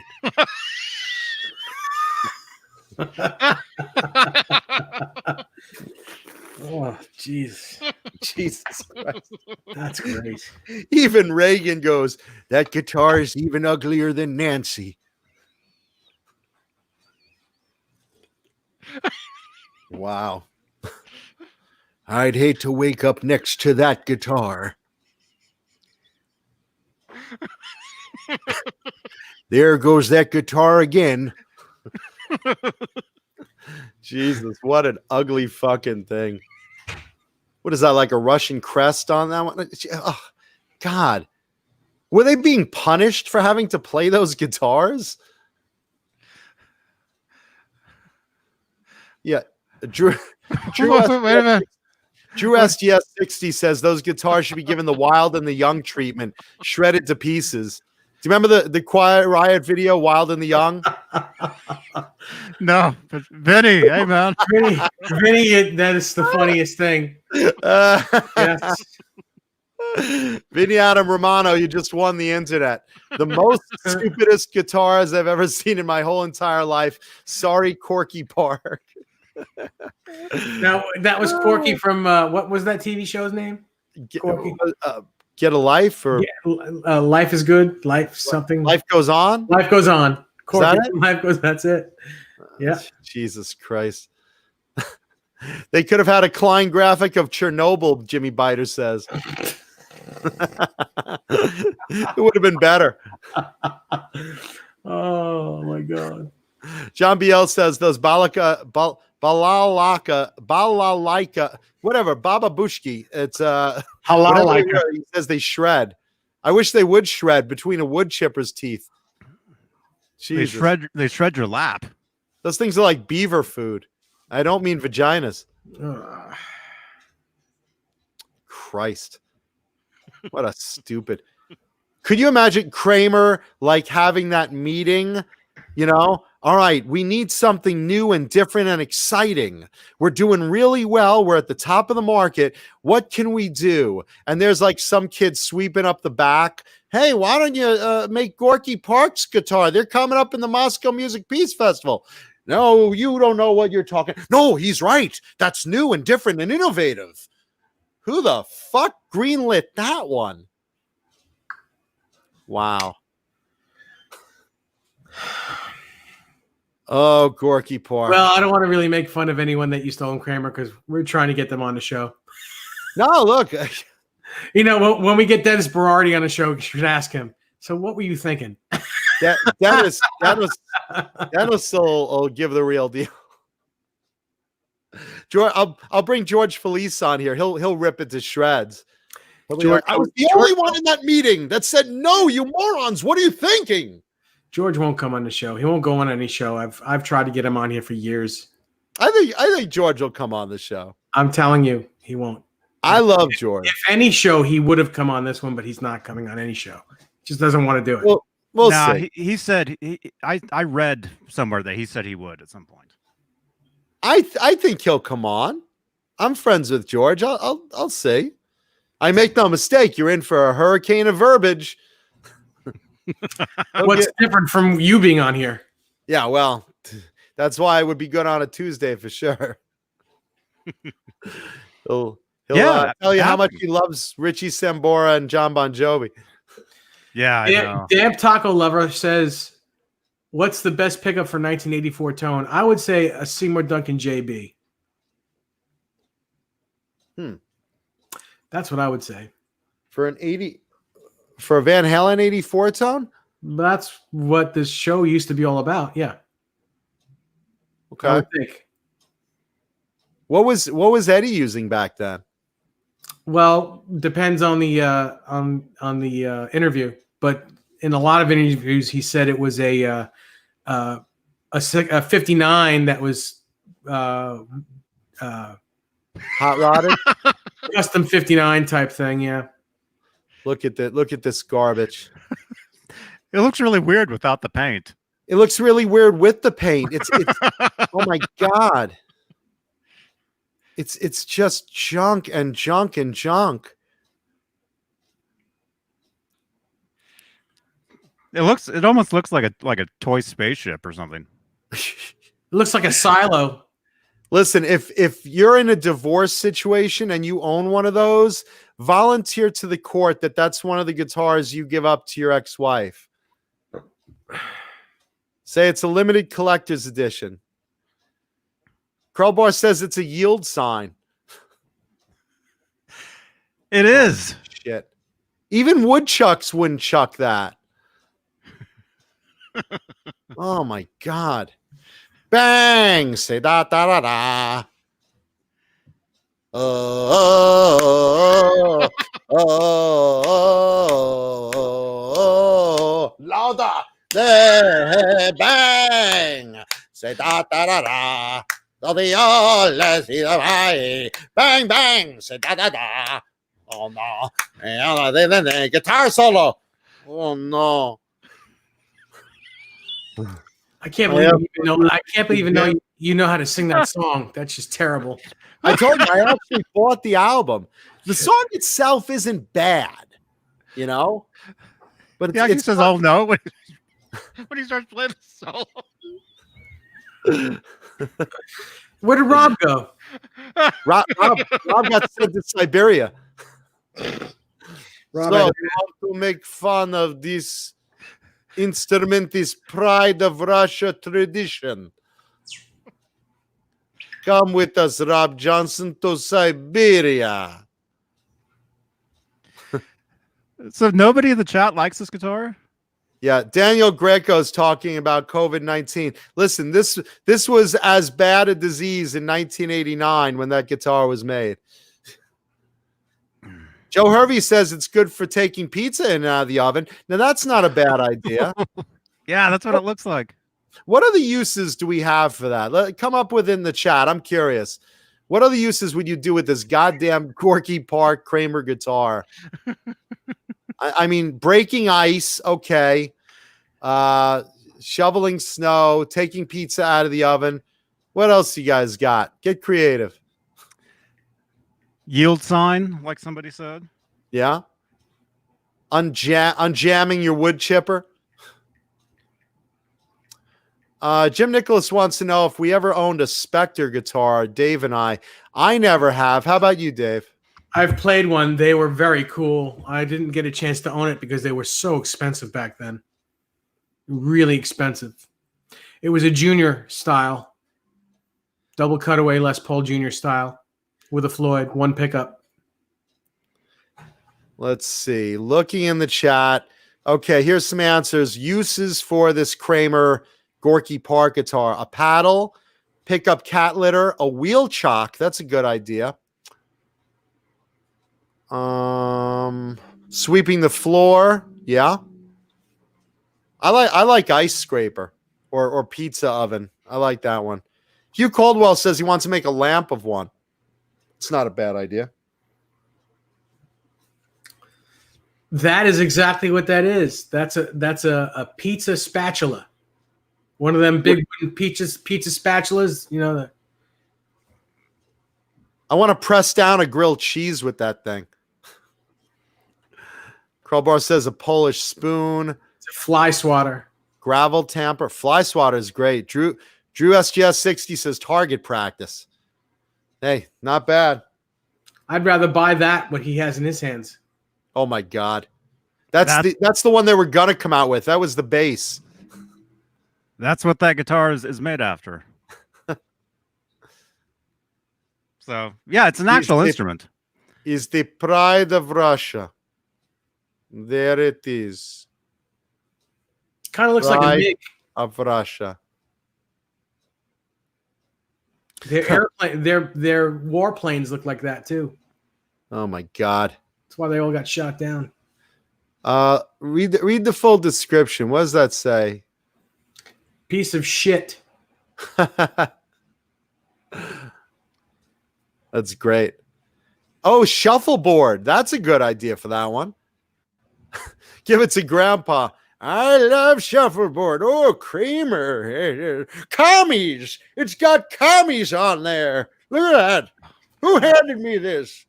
You red bastard. Wow. You know how to go above and beyond. Yeah.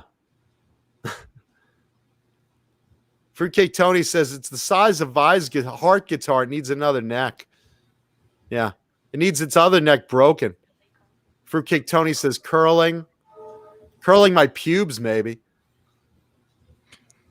Jesus, what a piece of garbage. What an absolute piece of shit.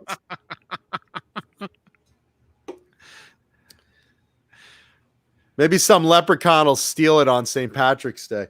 Does anyone in the chat own one of these? I'm very curious.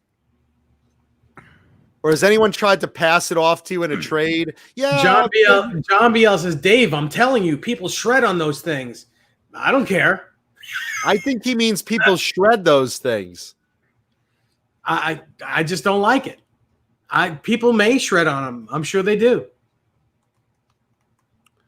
Jesus Christ. Yeah, I don't care if they shred on it. It's terrible. It's just terrible. What are they gonna make? That Greek version of the banjo next? Wouldn't that be funny if now that Gibson owns Kramer, if they reintroduce that? I wonder if they got like a warehouse of those, like as part of the deal of acquiring Kramer. Yeah, we even have inventory. Hang on. Didn't Music Yo actually redo those a while ago as well? I think they did. I remember there being a reissue of that guitar somewhere. Of that? I don't think so. I don't think so either, I man. don't think so. No one would even know what that stood for. Yeah, nobody would know they wouldn't know the band. I mean, if they're watching tonight's episode, they do, but I'm trying to find the one that's. Oh, there it is. I found it. There's one at Mountain Music in Piedmont, California. Mountain Music. Our good friend Music Therapy Laz did a little video tour of the music store, and there actually is one of them. I'm going to find a still. Oh, please.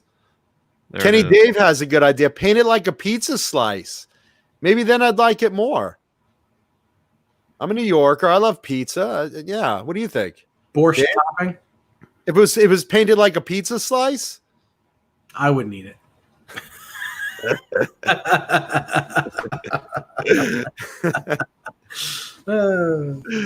Oh, man. Came out so wrong, but it was funny. You know, with the coronavirus taking all our food away, I might be tempted. Oh, there you go. There it is. Wait, it's in the back of the store. Near the broken amplifiers. Near all the broken amps. They don't even recognize that as a guitar. They're like, we have a part of something. Can you tell us what it is?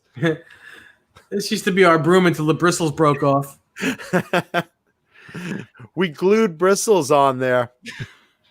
Well, as soon as life gets back to normal, I'll head up there and I'll do a video with that guitar because I'm sure it'll still be there. Will you be throwing it through an enemy's window? No. You want to smash someone's windshield with it and just leave it sticking out of the glass. Terrible. Mike Neese says there's one on Reverb for $7.99. I think the one here in the store is cheaper than that. I think it's like really cheap. Like Music Therapy, are you in here? Do you remember how much that guitar was? Mike Neese says $7.49. Can we go lower? It's like the prize at bingo that no one wants to show up at.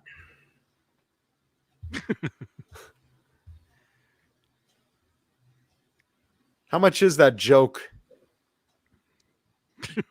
Oh my God.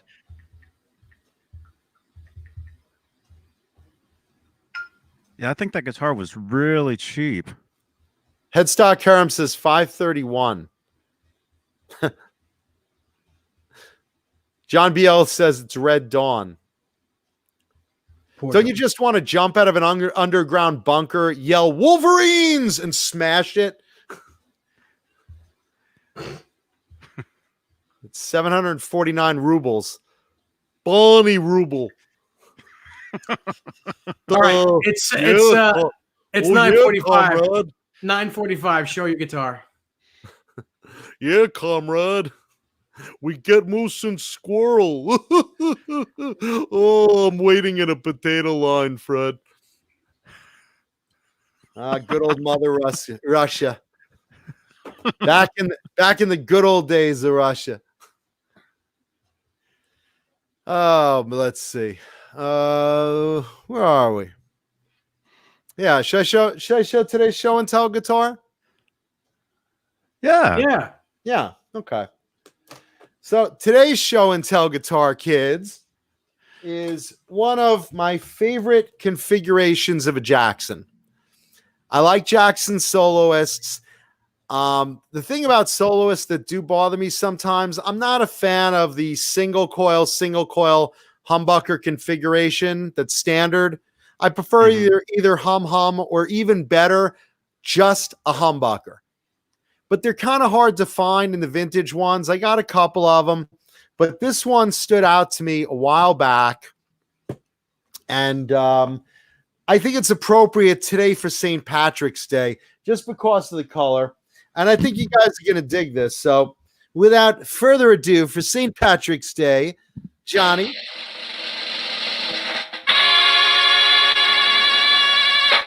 Look at that thing. Thumbnail. Ooh. Now look at that. You got Bad. a green body with a yellow shockwave, just like the band Autograph used to have, and a matching green with yellow headstock. I love matching headstocks. Who doesn't love a matching headstock? Well, on a Strat, I don't like it. This ain't no Strat.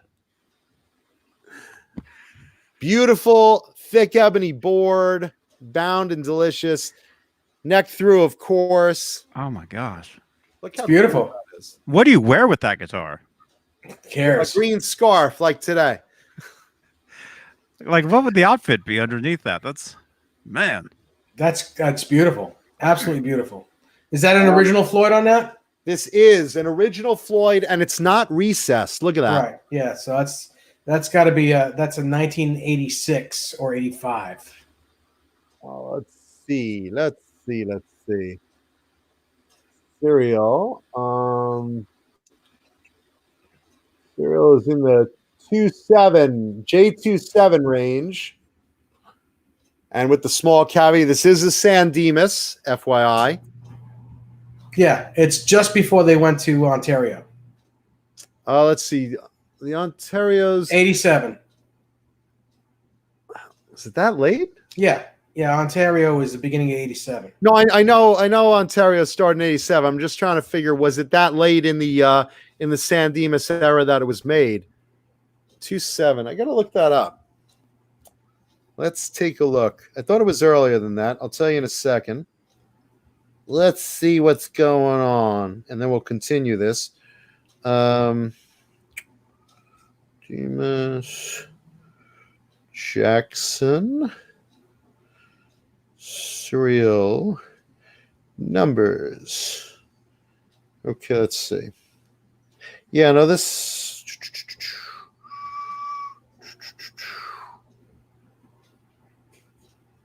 7 San Dimas. Actually, it's at the very tail end. Yeah, you're right. You are correct, sir.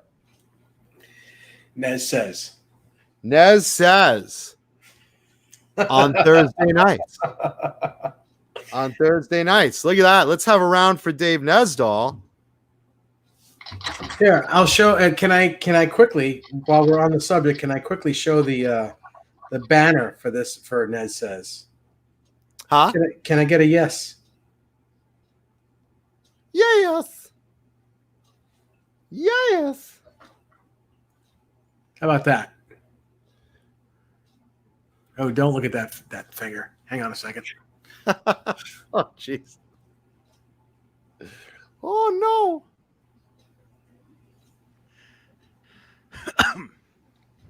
Nez says. Yeah. That's fun. And going back to this, so you have an EMG pickup. Now, you'll recognize the graphic as being from the band Autograph.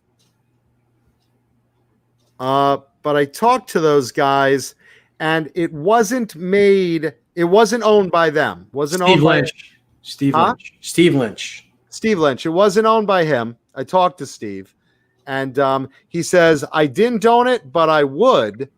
Now, that's unusual because he usually likes Kahlers. But he said for that one, he'd make the effort to enjoy the Floyd. but it was clearly modeled after his guitars. I think that's the actual Shockwave. That's exactly the same thing. It is, and that's why I contacted him first. I said, "Did you ever own this, or was it made for you?" He's like, "I don't know if it was made with the intention for me, but I definitely didn't own it, but I would, because it's like, you know, basically what he likes, except he doesn't usually play a Floyd. He usually plays a Kaler." Well, you should have sold it to him for $1 and have him sell it back to you for $1 so you could say it was his. Nah. If he wants to borrow it, he can. But it's a nice Irish green for St. Patty's Day. That doesn't have a scratch on it. No, it's in really great shape. Really, really clean. And again, I love the matching headstock. And I like the way the singles play. I like that one pickup, one volume. This is my favorite layout of a soloist or of a Strat in general. You know, I like the Kramer Berettas with a one humbucker. I like the BC Rich Gunslingers. You know, look how smooth that neck joint is. Beautiful, right? Well, you can't really see it. There you go. Which is a nice St. Patty's Day green. Well, it's more like army green, but it's still green. It's not really army green. It's a bright green. It's hard to present in this light, though. But let's see. See if I could get it against that light better. It's not really army green. It's lighter than that. It's not reading on the camera that well, though.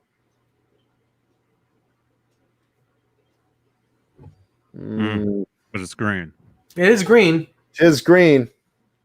Yeah, but it's not army green. It's not drab. It's not neon, but it's like a medium green. It's just hard to see on the screen right now because my lighting sucks.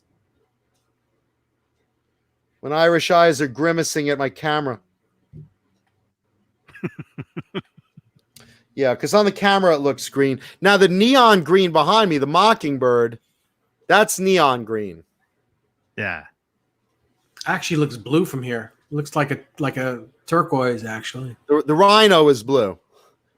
The Rhino is blue. Bluey-O Rhino for St. Patty's Day. Yeah, it's hard to tell. The one in the back is neon green. Maybe that's even screwing up the colors on the camera. I'm a white guy, just FYI. In case you were wondering. Yeah. Well, is your scarf green? It's hunter green, definitely not British racing green. I don't even know what is it day old booger green? It's a brighter green than the light is letting see it, though. You know how certain colors just don't show up perfectly in the light? This is one of them.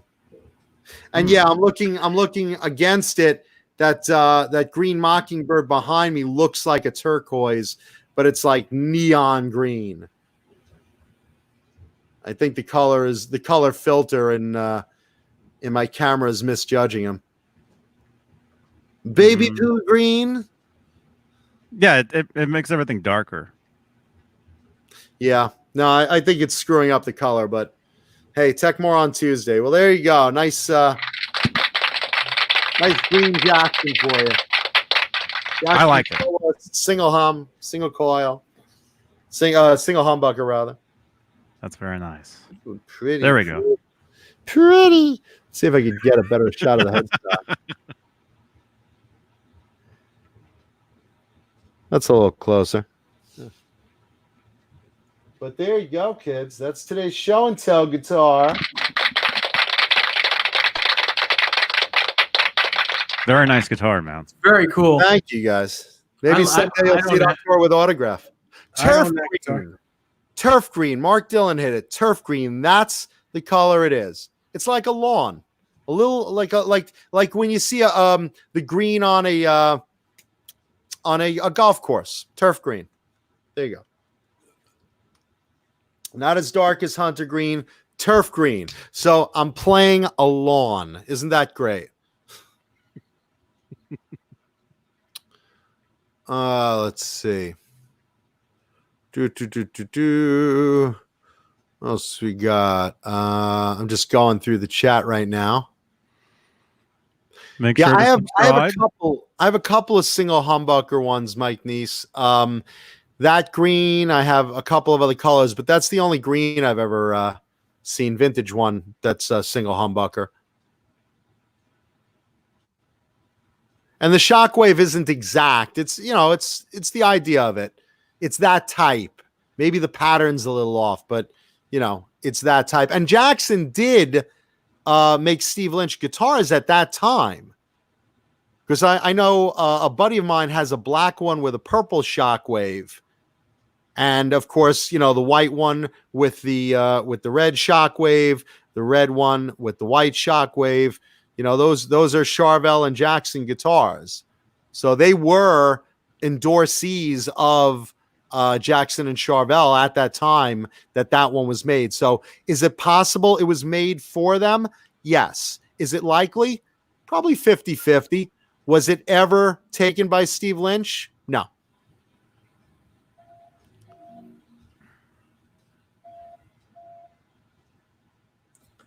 I'll be right back. All right. Let's see. What are you getting? A signal from Mars? What is that? Dave Nesdahl, we are calling you home. Your mission to spy on Earth is complete. We are ready to go forward with the invasion. Nez says. It's bad news. Cameron Brown. Hey, Cameron. Hey, man. Mike Neese. Hadley Scott McIntyre. Who's Irish in the chat tonight? Highlight, and let me call you out if you're Irish today. Because when Irish eyes are smiling, the penis is ringing. Down in the moors, Ireland. Let's hear it. Call out if you're Irish. I'm curious. Operation Nesdal. Invade, Nez says. John Biel is a quarter Irish. Is that the Schwanson? Is that the quarter? Oh. Let's see. Mark Dillon's of Irish descent. Hal Face, pure Irish. Mike Neese, French, Dutch, and Irish. It was like a gangbang at the UN. Frank Corcoran, he's Irish. Hey, congrats, Fruitcake Tony. He got a new Jackson today at King V. Rock on, man. Those are great. Tony, send me a picture of that, man. Pooh Ninja. Krellbro says, those who claim they're Irish usually aren't. I always heard that about Italian. There's two types of people. There's Italians and those that want to be Italian. And they're good cooks. Yeah, we're good cooks too in Ireland. We know how to make a corned beef and a cabbage and a shepherd's pie and a beer and whiskey and cabbage and potatoes and whiskey and potatoes and potatoes. Let's see. Pooh Ninja's a little bit Irish. Let's see. Scott McIntyre. Hadley Scott McIntyre is half. McCabe. Yeah, Hugh Caldwell, it is surreal times right now. But you know what? Let me tell you something. We are, at least speaking out here, we're the United States of America. We're going to tough this through. We're going to get through this coronavirus. We're going to work together. We're going to come together. Going to put politics aside and racism aside and hatred aside. And we, as the United States of America, are going to get through this. In the meantime, we here, we're going to take you out of the real world and keep you laughing and keep you thinking about better times. Yes. And that also goes for around the world because we're all humans, right? So there's no need to say this country, this country, this country. Right now, this is a crisis against humanity. So I want everyone to come here and just have a great time. And remember, help each other, be good to each other. All of us are going to get through this. Okay? Rock on. Now, let's see.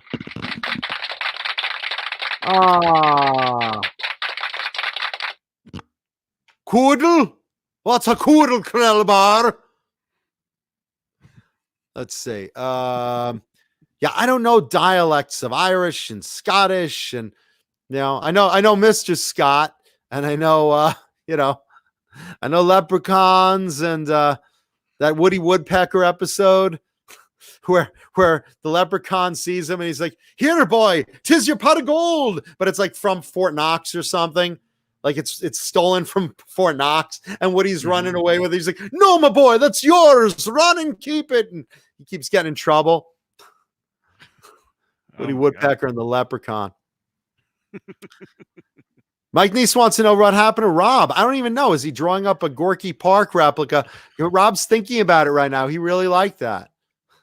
I was going to say that. What happened to Rob? I don't even know.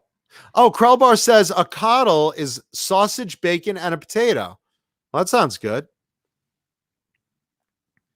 Those that know me know I'm a very big foodie and a big eater. Hey, Rob, where did you go? Rob is giving the rub. No, Rob was hearing about the Russian guitar, and he was like all about it.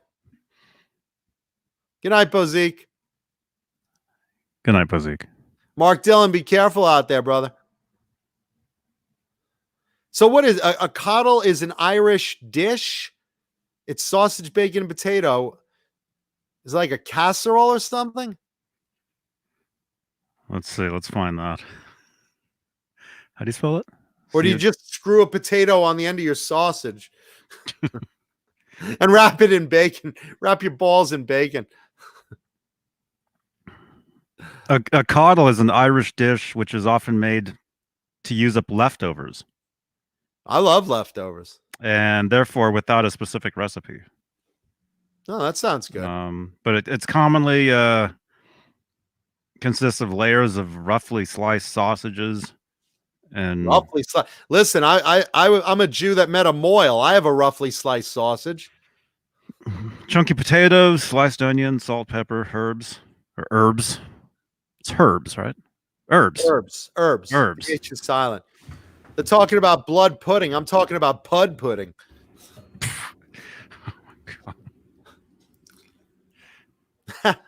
Mike Neese says, "What's the difference between God and Bono? God doesn't wander around Dublin thinking he's Bono." That's funny. Sunday, bloody Sunday, baby. You can keep your damn potatoes.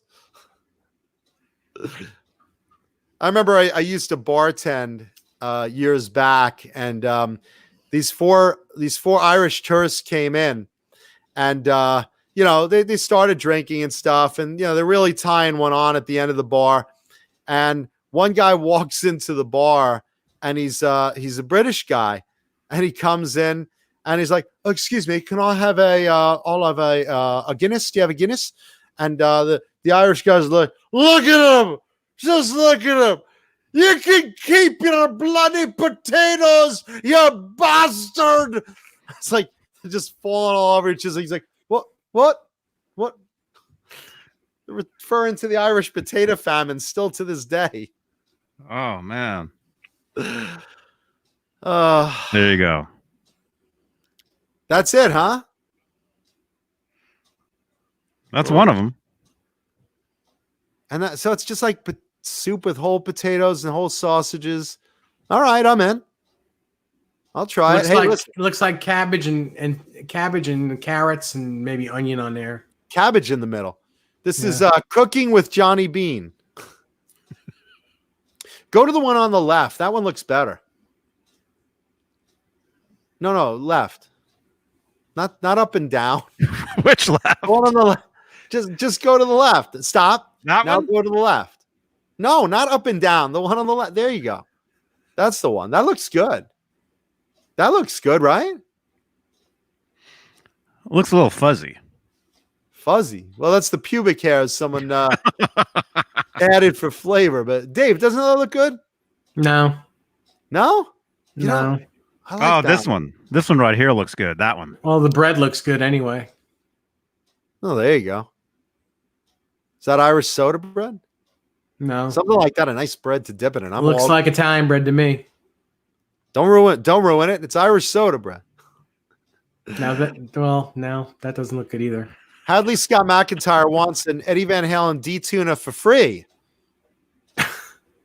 Well, Nice. don't we all? Who? What? Free?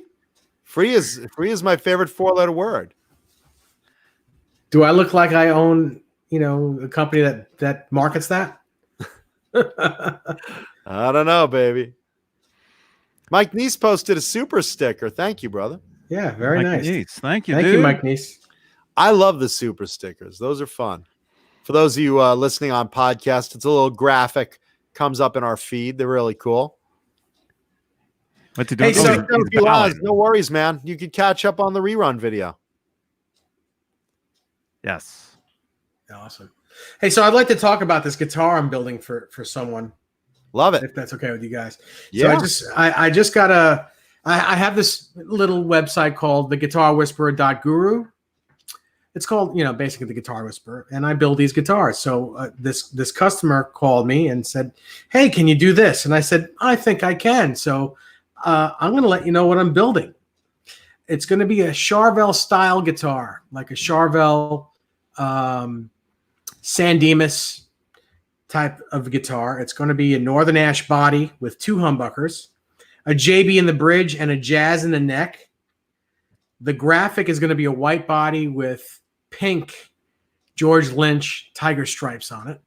Nice. Which it's going to be. The That's pink gonna be is going. beautiful. The pink is going to look like your hat. That's the type of pink. That's the right type of pink. Oh yeah, baby. This was requested by a client. This graphic. Yes. Yeah.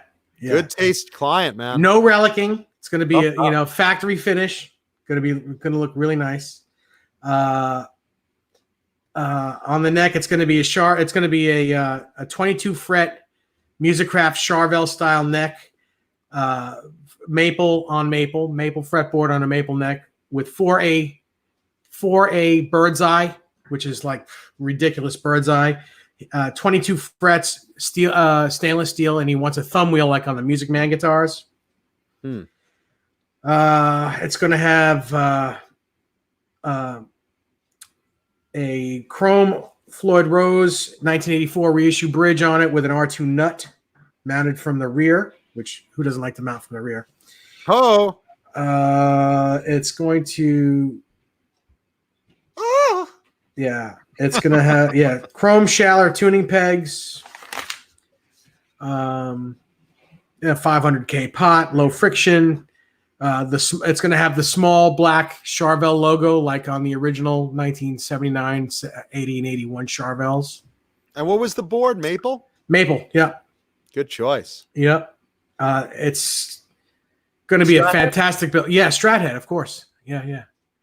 It's really cool, and Musicraft makes a really, really good Strat-head Charvel replica kind of neck. I mean, it looks, because the Fender one and the Charvel headstocks are slightly different, ever so slightly, and they do a really good Charvel. I mean, it really looks like the real deal if you do it right. So, yeah, Nice. I can't wait to make this. I can't wait to start building it. I got the deposit this evening, so I'll start ordering the parts tomorrow. Nice. So to the client, excellent taste. That sounds like a great build, Dave. Thank you. And I know he's watching, or he was watching earlier. He said he was just going to watch. He loves the show here. He watches Tuesday nights. Oh. And I'm not going to mention his name. And if he's still watching, I can't wait to do your build. And if you're not I can't watching, wait to see it. yeah. I told him that once it's built, I hold on to it for a couple days just to make sure it wants to be a guitar before I sent it out. Because some guitars, when you build them, they don't really want to be guitars. It takes a few days for them to go, oh my God, all right, I'll be a guitar and stay in tune. And, I don't want to send a guitar that doesn't want to stay in tune or whatever. So I always keep a guitar for a couple days after I build it to make sure it wants to be a guitar. You know why? Because you're Dave Nesdahl. The Guitar Whisperer. You damn right. For those of you guys that have never played one of Dave's builds, because I have, they're fucking terrific. They're really, really terrific because the guy knows his shit. If you want a guitar built whether it's a replica of someone's guitar. Maybe you even want that Kramer piece of shit from Russia. Probably not, because it'll be cheaper to find one on Craigslist. I wouldn't know where to get the Garbage. body. Huh? I wouldn't know where to get the body. I think there's a couple in the dumpster out back. But if you want a guitar replica built or just a guitar, call this guy, go on his website again, theguitarwhisperer.guru, and check it out. Also, I highly recommend his setups because, again, if you want your action low, and I mean like almost on the other side of the neck, that low. Yeah. Yeah. So Big Mo asked ballpark area cost. I don't give prices on the interwebs, but why don't you contact me on theguitarwhisperer.guru. I have a comment section. Ask me the questions you want to ask. Leave your phone number and your email address, and I'll either email you or call you. That's the best way to do it. And we can go, if you're interested in a build or just want to, bullshit about, whatever you want to talk about. I'm good with talking. Contact me that way and we'll talk. Yeah, or we'll share your info with porn sites, and that's fine too. No, we're really not going to do that. So that also brings me to one more thing. Johnny has been gracious to allow me to plug my new show on this show. And I just want to say I have a new show. It's called Nez Says. It's on Thursday nights at 8 p.m. Eastern Standard Time. We had our first show last Thursday, and it went really well. And I'd love for everyone if you can subscribe to my YouTube channel, which is just David Nesdall, and come check out the show. As long as Johnny's not doing a show on Thursday, or just come on, check it out, and hang with us. This next Thursday is going to be a great show because we're going to talk about what's your favorite guitar, what's your best guitar, and are they one and the same? So it'll be a good discussion. So come on and check it out, please. That's a good topic. Yeah. And it's a vague topic. It's, because people, for some people, it may, the price of, how expensive the guitar might make it their best guitar, or the fact that they use it every day is their best. It's a very vague question. So everyone's going to have a different answer. Well, I think it's a cool topic. Speaking of topics, let's just talk a little bit about metal for a minute. Ripper Owens made a statement the other day. He was just really disappointed that we've talked about this on the show before when they were nominated, when the Rock and Roll Hall of Fame nominated Judas Priest. And remember, Ripper Owens was only in the band for 10 years. But during that 10 years, obviously, he was beloved in the band and a big supporter of the band, and still loves the prestige of having been in Judas Priest. And he basically just ripped apart the Rock and Roll Hall of Fame because the idea that who did get in and Judas Priest not getting in is kind of crazy. He said Foreigner, which I didn't know this, Foreigner is not in the Rock and Roll Hall of Fame. But this year's inductees officially, Depeche Mode, the Doobie Brothers, which we felt the Doobie Brothers would be in, Whitney Houston, 9 Inch Nails, Notorious B.I.G., who's the rapper, and T-Rex. Now, outside looking in, obviously Notorious B.I.G. is probably the biggest, what the hell, that's not rock and roll. But even if you looked at it as just generally the catch-all music hall of fame, let's just even call it that, where we can accept, okay, Whitney Houston was an amazing artist. She certainly would belong in a music hall of fame. Notorious B.I.G., same thing, would belong in a music hall of fame.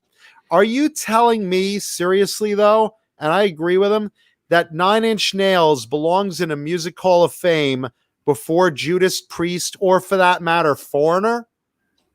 9 Inch Nails? Really?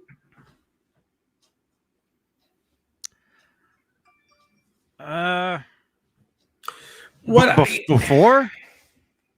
Huh? Well, I mean, it really. I think they should because they're a pioneer rock band. They're from the 70s. They should be in. But that being said, when Depeche Mode first came out, when they were a new band. No, not Depeche Mode. No. I understand that. Okay. I understand that. But I'm talking about Depeche Mode. When they first came out and when they were a new band and this was the 80s, I probably would have said they should never be in the Rock and Roll Hall of Fame. But I've recently started listening to them, and I listened to their live. They have a live record. I can't remember the name of it right now. They have a live record. They have a lot of live records. That was called Douche Mode. No. Listen to me. Douche a la mode. Just listen to me. Whether you like the band or whether you don't like that style of music, whatever, I don't care about that. But you got to listen because they play real instruments, and the guitar playing is fantastic. It's still a little on Depeche or 9 Inch. Depeche Mode. I'm talking about. Okay. 9 Inch Nails. I know you. This is a totally different conversation. Because I originally was going to say why is Depeche Mode in there, but it makes sense. Yeah, they're a little light in the loafers as far as lyrical content and whatever, but the band is good. Like the band is really good. Yeah, that band is really good. Is it my favorite style of music? No, it's not. But man, that band is good, and it is still rock and roll. So I get it. But 9 Inch Nails, even as a catch-all of music, I'm okay with Depeche Mode being in there. Yeah, but 9 Inch Nails, no, I don't think so. I don't think they have the right to be in there. And before Foreigner or Judas Priest? Yeah. Come on now. Yeah. T-Rex deserves it. Doobie Brothers deserves it. As an artist, Whitney Houston and B.I.G. deserve it. Again, if we're going as a all-music catch-all, 9 Inch Nails, nothing against them, but come on. Before some of the other bands that aren't in there, that's ridiculous. I saw them live. Which one, 9 Inch? 9 Inch Nails, yeah. Uh-huh. It was the loudest show I'd ever seen. It was unbearably loud. It was a great stage show. I mean, the light was amazing. The lights, all that stuff. Nothing against them as an artist. I'm just saying, deserving-wise, the fact that Priest was nominated, didn't get in, and 9 Inch Nails did, and then Ripper Owens is bringing up Foreigner, who you can't drive to the store without hearing like 5 Foreigner songs on the radio today. You're right. And to tell you the truth, the Foreigner of today has been around longer than the old Foreigner. Yeah. Yeah. With their new singer. Well, not new anymore, but the singer of today. And who's guitarist for them now? Isn't it what? It's still what's his name from Mick Jones? Mick Jones. Mick Jones still playing guitar. Okay. Yeah. That's just surprising, man. Very, very surprising. And bring Mick Jones back to Van Halen. He produced what record, Johnny? Let's ask the chat. Bring Mick Jones. Mick Jones. Yes. What Van Halen record did Mick Jones produce?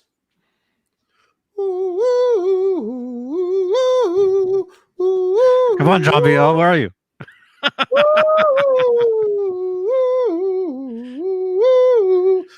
No. Nope. Fast Eddie. Yes. Jason Lee. Yes. Fruitcake Tony. Yes. 5150.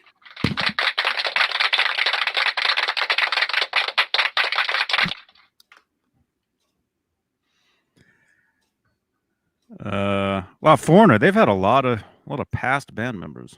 Yeah. On that note, I do have to say goodnight. So I'm going to say goodnight, and you just I hope to see all you guys on Thursday night on my show, Nez Says, and I'll definitely see all you guys and girls Friday night on the Johnny Beane Show. All right, Dave. Happy St. Patrick's Day. Have a good time. You too. Happy St. Patty's Day, and Johnny is you as well. Is you as well. And thank you. Yeah, I'll see you on the next one. And we will see you on Thursday on Nez Says. Awesome. Good night, All right, everybody. brother. Have a good night, man. You too. Johnny, and then there were two. We don't even know what happened to Rob. I think KGB agents came and got Rob. Oh my gosh. Yeah, he hasn't replied back to me. I asked him what happened. Yeah, suddenly like Boris Badenoff came up with a bag over his head and just grabbed him. Oh my gosh. Let's see. Fruitcake Tony says, I want to go see Great White with Mitch Malloy. Fruitcake Tony, I want to see Great White with Mitch Malloy because Mitch Malloy, I don't understand. Mitch Malloy almost doesn't age. He's like Dorian Gray. You expect there to be a painting of Mitch Malloy in his attic because you look on stage and look, I mean, I'm friends with Mark Kendall and Great White, and they're terrific. They're just terrific. I don't care who is fronting them. They're phenomenal, whether it was Terry or Jack, or they're just great. So I expect them to be great with Mitch Malloy. But there's something about Mitch. Johnny and I see him at NAMM. We saw him last year and this year, and he doesn't look any different than he did in the 80s.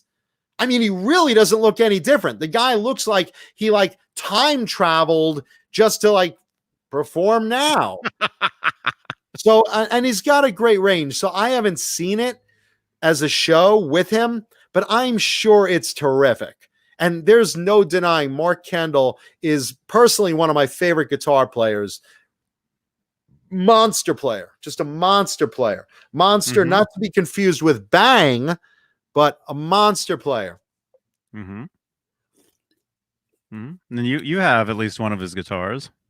I have the Great White Shark guitar.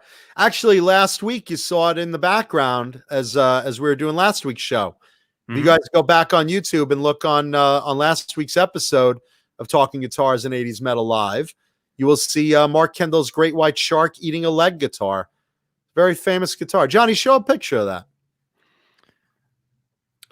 Mark Kendall Great White guitar. There's photos all over the internet of that guitar. I'm honored to own it because I've wanted a guitar from Mark forever. And, he just didn't want to part with one. And I get it. But he did give that one guitar to Dick Clark when Dick Clark had a store, had a restaurant chain similar to the Hard Rock Cafe that got absorbed by Hard Rock Cafe. So that guitar wound up being in the Hard Rock Cafe for 20-something years. And eventually it got back, I guess, to the Clark family, and they sold it. They, it was their possession, their property technically, when they dissolved, and they sold it, and I wound up buying it. So that was how I own now one of Mark Kendall's guitars. See if you could bring that up.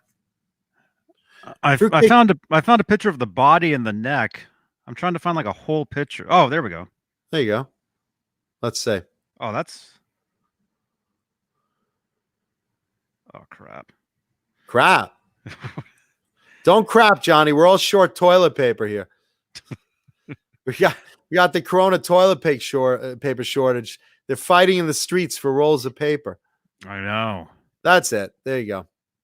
Look at that. That's Mark Kendall's Great White Shark eating a leg guitar. I love how the sneaker is the headstock. It's a high top sneaker is the headstock. And you got a little Band-Aid on the leg, and he's wearing board shorts. So it's like a surfer. And he's wearing socks too. Yeah, he's got a little ankle socks. I think that is there hair on the leg too? Yes. If you close in, I don't know if you could see it, but the leg is hairy. It's the graphics were by Dan Lawrence, who did just a terrific job, and it's made in conjunction BC Rich and J Frog.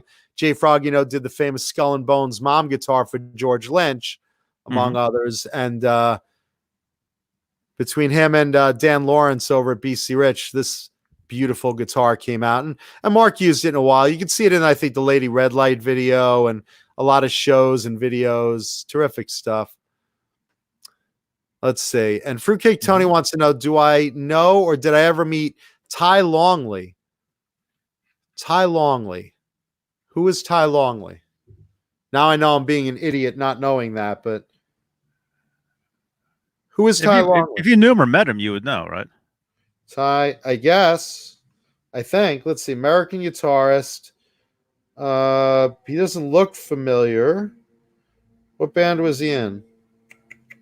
Was he just a solo artist? He was in Great White. Okay. Yeah, he was 20 years ago. he was the one that died in the fire. Yeah. Right? Oh, really? Yeah. In the Rhode Island fire, the Great White Road. This was when not everyone was getting along in the band Great White, so they had members in and out. And Ty, unfortunately, was playing guitar at that time when that tragic Rhode Island club fire broke out. But I mean, I'm happy to remember Ty. I don't want to keep harping on the fire because you know what?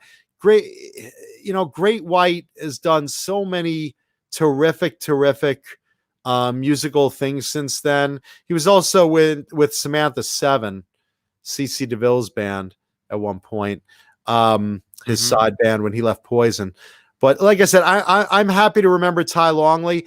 I don't want people to look at Great White and think, oh, the band from the fire, because they're better than that. They were terrific before the fire. They were terrific after the fire. And you know what? It wasn't easy for them.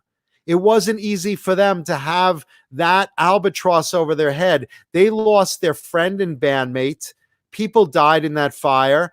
And again, you say, oh, well, they had pyro and the club had, no fire hazards. No, they bolted the emergency doors.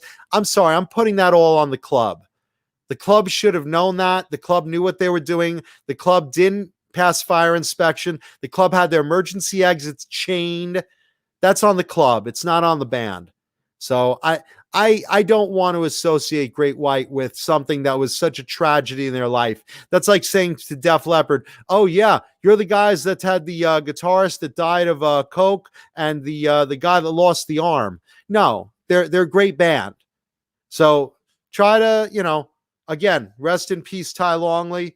But I definitely want to emphasize that because I really think that, it's time to realize that. It's hot. It's long past, But yeah, it's very sad. It's very sad about him. And everyone else that died in there, Everyone that died in that fire was a terrible tragedy. Fans, people like you and me just going there to see a show, you don't expect that, But look, to Great White's credit, they suffered in that tragedy. They're not to blame that tragedy. That club had non-fire retardant foam, very flammable on their ceilings, not with code. They should have had emergency exits, unchained and marked. They didn't. And Great White's just as much a victim as Ty was and as the fans that unfortunately passed away that night. So there you go. Great White, great band, and I urge you to see them with the ever eternally young Mitch Malloy, because I know I want to. Right, Johnny? And then there were one. I swear, like KGB agents are stealing every host of the show today. Let's see what else is on Metal Warning. I'll be right back. All right. Yeah, no, Johnny had the shits. That corned beef cabbage just caught up with him. He had like 3 helpings of it. And now his Irish brown eye is smiling. Oh, my gosh. Let's see. What else? Alex Lifeson. Rush's Alex Lifeson, the great Rush guitarist. He has self-quarantined to prevent coronavirus. He didn't say he's infected. He didn't say he's not, but he was around crowds. And if he is sick, he doesn't want to spread the disease. So for all of us that are self-quarantining, I'm not, but I know I'm not going out particularly other than to get the occasional groceries. Alex Lifeson's doing it too. So be responsible. He's at home to spread to prevent spreading of the COVID-19, of the coronavirus. Let's see what else. There was a let's see. Did you guys see, and speaking of staying at home during coronavirus, have you guys been watching the news videos of Italy? If you have been, people are hanging out their balconies and their windows and just having like jams. They're having songs and they're having jams, and they're all playing instruments or they're singing. It's they're all supportive of the people that are trying to help them with the coronavirus, all the medical personnel and the first responders and the people that are giving supplies. I think that's pretty wild. So that's pretty great. Pooh Ninja wants to know, is that a heart full of candy below the Captain America shield? Right there. This way. There you go. Whoop. Right there. It was, but it wasn't candy. That was a heart I got full of beef jerky. How awesome was that? I think that was really terrific. Someone knew that that I didn't have. I love chocolate, but I'm a guy and I'm a carnivore. I love meat, so someone got me that heart of jerky, specifically my ex-girlfriend. So that was really sweet of her. I was really happy about that. So yeah, different types of flavored beef jerky. Awesome. But listen, I love chocolate too, boys and girls. Hugh Caldwell wants to know, do I think Night Ranger are underrated? It's actually funny that you're mentioning Night Ranger, because I'm trying to learn that riff from Don't Tell Me You Love Me right now. I just happen to be like noodling around on it.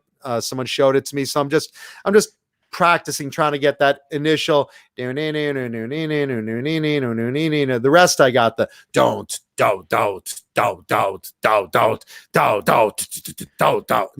That part I know, the distortion part, but I'm trying to get that clean part down with speed. But yeah, do I think Night Ranger was underrated? Brad Gillis, I mean, come on. The guy was like subbing after Randy Rhoads died, and he decided he had a choice. He could, stay with Ozzy, which is a established gig, or go with Night Ranger, who he had just formed. And he wound up going back to Night Ranger and saying, all right, let's give it a shot. Next thing you know, Don't Tell Me You Love Me is a super hit and all over the radio. And then you get into Sister Christian, forget about it. I mean, just blew up. So yeah, do I think Night Ranger is underrated? I think Brad Gillis especially, and Jeff, is underrated. Absolutely. But I mean, Brad's an incredible player. I mean, like, monster level, guitar hero level. Oh, they both are. They both are. It's a great band. And yeah, they are underrated because I don't know if it's just because everyone latched on to Sister Christian and said, oh, the band, the ballad's their biggest hit. But you know what? I'm sorry. Don't Tell Me You Love Me is one of those balls to the wall songs that if you get in your car and you're speeding and you're hearing that, don't.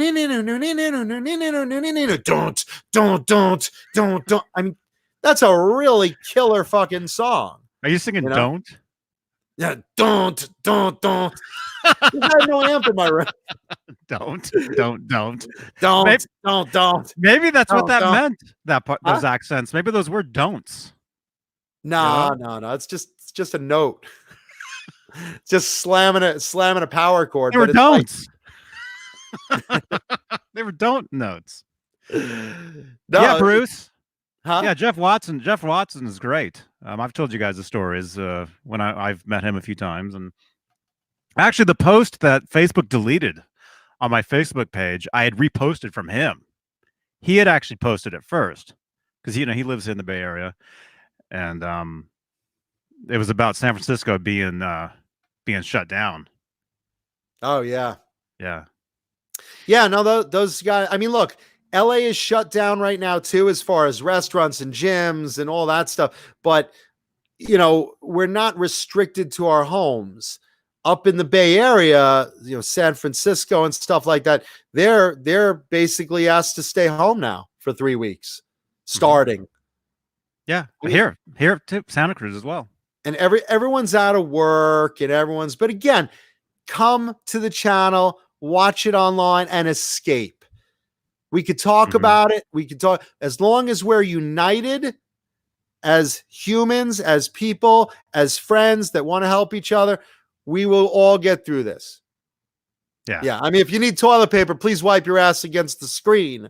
But I'm gonna use the mic to scrub mine later. But yeah, don't hoard groceries. Just get a little more than you think you'll need normally, and don't whore out so your neighbors can't get some. And if you have someone elderly near you, please help them get groceries. Do the right thing. Help our elderly people so they don't get sick. There you go. Yes. And if you're Irish, tonight's a night for drinking, laddies. Yeah. Jeff Watson, not in Night Ranger anymore. It's now Kerry Kelly and Brad Gillis. Thank you, Fruitcake Tony. And then for a while, it was the guy from he's in Whitesnake now. Oh, yeah. I met him. Shit. Nice guy. Fuck. What's his name? I saw him. Yeah, I see him all the time too. Yeah. Yeah. Fuck. He was so nice to me. Someone in the chat, help me erase the embarrassment that follows me around in life, please. Who else? Another guitarist in Night Ranger. That's also in Whitesnake that I'm forgetting embarrassingly. Thank you, Chris Bevan. We appreciate that. We always appreciate our fans. We really do. We really, really, really love you guys and girls. We're so appreciative that you guys and girls tune in every week and support the shows and we hope you support Dave's new show too. And we love you guys. Joel Hoekstra, thank you, Jason Lee. Thank you. Who? Thank you. No, Joel Hoekstra. Jason and Bruce over on Facebook got it. Yeah. Yeah, thank you guys and girls. And yeah, that's a great idea, Mark Dillon. Use the pages from the phone book to wipe. If you have an old phone book, hey, listen, man, no better toilet paper than that. Yeah, I don't have a phone book. Oh, yeah, Jesus Christ. Poo Ninja, thank you. Can you guys please throw thumbs up? We had like a huge audience watching tonight, probably because everyone's out of work. And I didn't even ask for thumbs up. So if you guys could, for supporting each other in this tragedy, in this crisis, in this times of the end of days, please throw thumbs up. Let's get thumbs up going. If you enjoyed the show, if you enjoy our shows, if you enjoyed hanging out on St. Patty's Day, throw up a thumbs up on the video. Like the video, subscribe, tell your friends. Crowbar says, I need to go out and get another donut chicken sandwich from KFC. No, but you know what I did try last night? I went to Arby's. Ooh. I went to Arby's. I tried the sugar bacon turkey sandwich, and I tried the chocolate milk milkshake. And let's see. What else? What else did I get? Those really? Oh, the fish sandwich, because they're promoting that Arby's fish sandwich. So yeah. Thank you, Thomas Santiago. Yeah, please leave thumbs up on the video. Please. It doesn't cost anything. Yeah, the sugar bacon turkey sandwich, brown sugar bacon. Who doesn't like that? I mean, we're all foodies. Johnny's about to eat that pussy. Oh, that's Ned. Oh, I'm sorry. He keeps jumping onto my desk. I've been craving Arby's, so I got some last night, and man, it was good. I thought it was just delicious. I was so happy.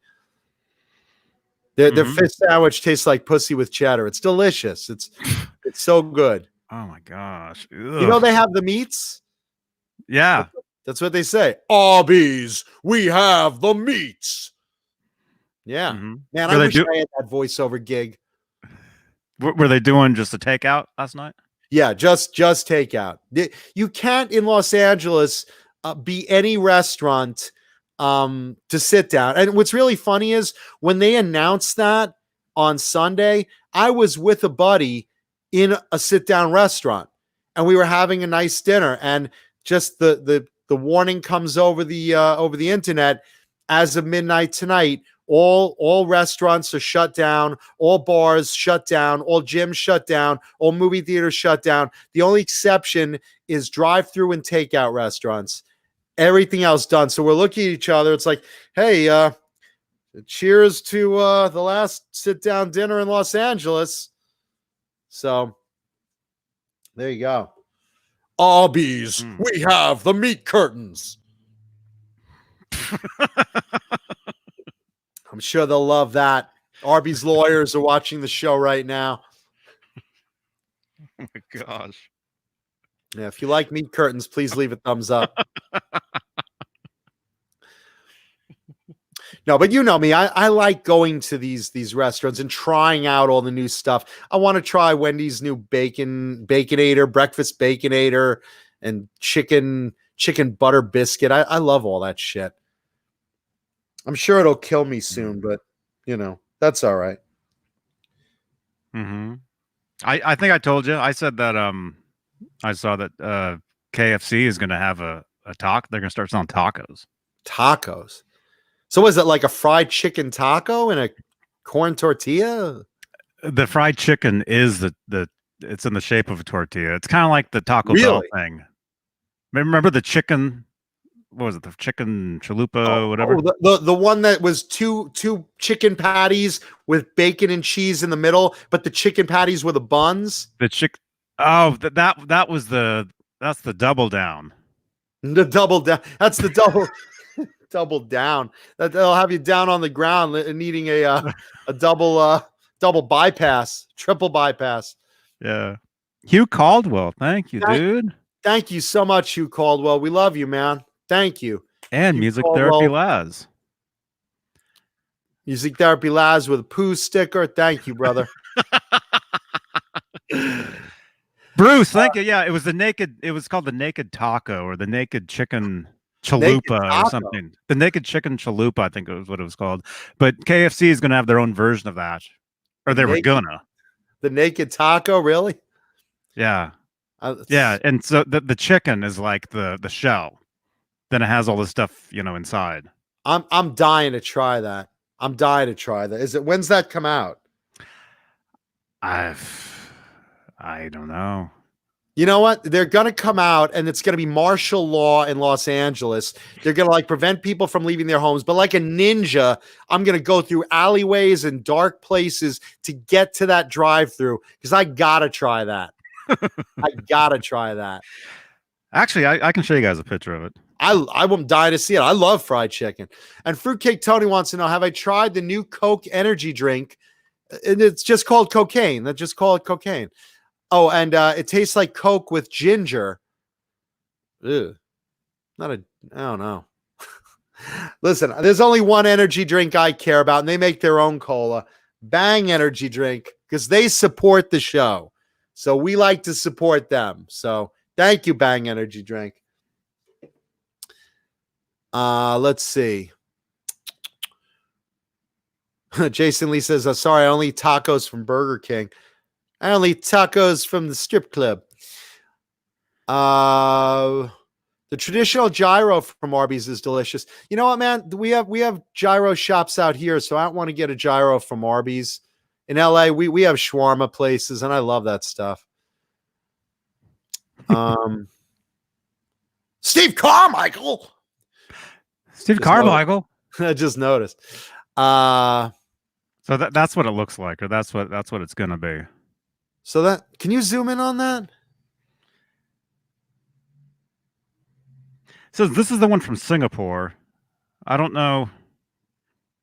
It's similar to that. Very similar. Wow. Thank you, Music Therapy Laz. Music Therapy Laz showing some financial love. Thank you, music therapy. This is for the TP to wipe that poop up. Thank you, man. It's so weird. Oh, Poo Ninja has the line of the night. I hate cocaine, but I love the way it smells.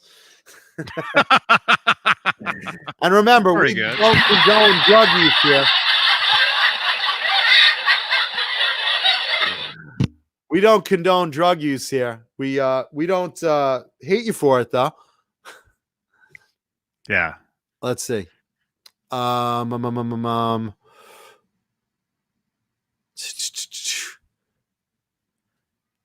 Mancuda the band, LSD, Life, Sex, Death, songs, some fucking shit ass. Check them out. Maybe I will. Maybe I just will. While Renus eats my mom's taco. My mom's all panicked of the coronavirus. I feel bad. I'm checking in with her. Mom, you okay? Well, I'm afraid to go to the supermarket because there's all the fighting over toilet paper and everyone's got disease. But then 20 minutes later, she hits me with, I've got to get your father to go out and get me. I'm out of moisturizer. I'm like, what are you doing sending the man to his death for moisturizer? You're just telling me how it's a death sentence to go to the store. Well, it's your father, Dan of New Jersey says he met the real Colonel Sanders leaving the Empire State Building on 33rd Street in 1976. That must have been cool. That's awesome, man. Can you imagine being Colonel Sanders and like you're just getting laid left and right? There is nothing I would rather do than show you my extra crispy balls, madam. I saw an interview with him. It was like one of his last interviews. I will play with your pussy because it's finger licking good. What was it he was saying? I just told you what he was saying. Something about how he everything to the Colonel was licking good. He had a problem with swearing. Like he swore all the time. And as he got older, he stopped swearing. Oh, really? Or was it I was hoping it was the opposite. I was hoping the opposite. It was like he had Tourette's. I forget. My fucking chicken is finger fucking licking good, you stupid cunt. Oh my God. I would love to see Colonel Sanders like freaking out at an employee. I told you mashed potatoes, you motherfucking pile of dog shit. Fuck yourself in the eye, sir. Wow. That's awesome. Colonel Sanders had a cursing problem. That's so great. I think that's what he was saying. It was a pretty cool interview. Actually, if it's still Did around. He curse? No, because he was on a TV show. That's so great. And that's on YouTube? Yeah. It was him with I think it was like a religious show or something. A religious show. That's like the 700 Club or something. Let me see. Music Therapy Laz says that happened to his grandmother. He says she was the most nicest person that never even said the word damn. But medication she was taking when she was older had her swearing like a sailor. I love that. Where's my fucking medicine, you cock fucking piece of shit? Grandma, why would you talk to me that way? I will stretch your bald sack and snap it like a window shade, you fuck. I'm your grandson and I'm only 8. That doesn't mean I won't fucking put a strap on dildo and skull fuck your eye. Grandma. Oh. Where's my medication, you cunt? Before I kick the puppy, get me my fucking medication. Jesus Christ.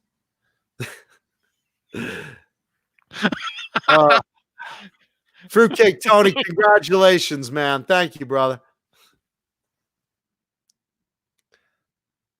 No, look, I know, my grandfather, rest in peace, when he was down to his last days, he was in a nursing home and stuff, and I remember he hated everybody that was on the staff. I said, why are you cursing at him, Grandpa? He's trying to poison me. What? And he stole from me. Stole from me? What did he steal from you? Well, I can't show you now. It's gone. All right. He's trying to poison you? Yeah, look at this food. See?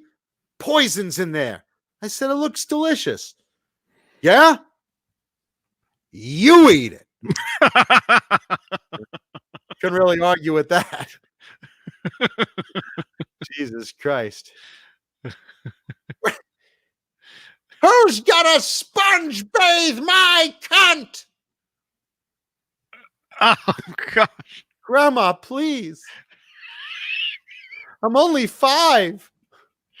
Shut up, you little maggot shit. You ragged urchin fucking cunt, bitch whore. You slut on the street. I'm 5.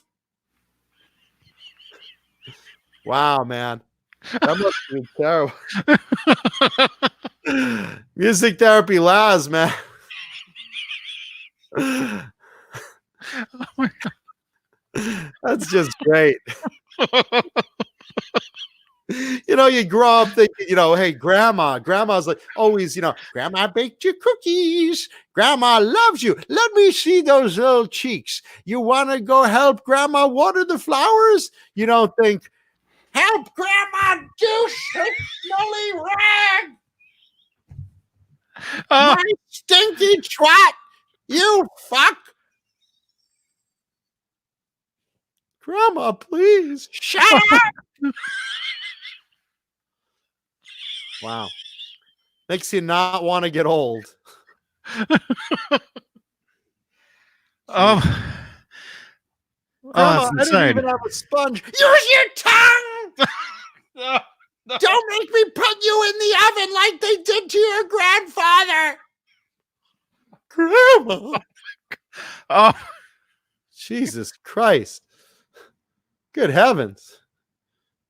Don't make me dump my shit diaper on your fucking ugly face. Grandma, I'm only 5. Never too young to eat my corny shit. oh, yuck. Grandma.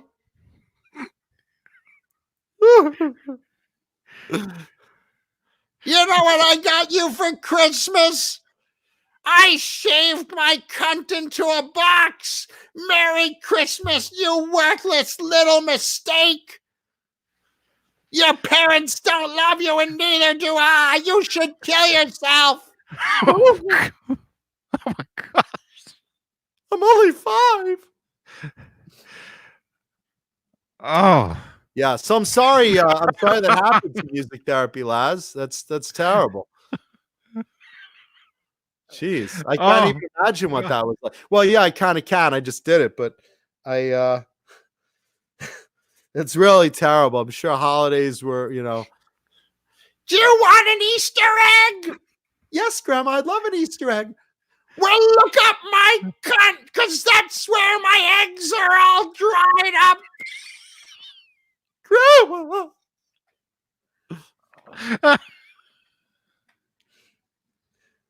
Jesus. I'll kill your pet bunny, you fuck. Shave my pit. Jeez. And we were talking about Phyllis Diller earlier. Jesus. Wow. Yeah, so leave a thumbs up for grandmas. Because we love grandmas. We do. We really do. yes. Yeah. Oh, you got one of those. Right now someone's driving, listening, on their way with their kids, listening to the podcast. And they have like a 4-year-old and a 6-year-old in the car, wrestling to fumble to find the radio dial. Mm-hmm. Jesus. Ugh. Wow. Yeah. Music therapy, Laz. I wish you had videoed that. Because, man.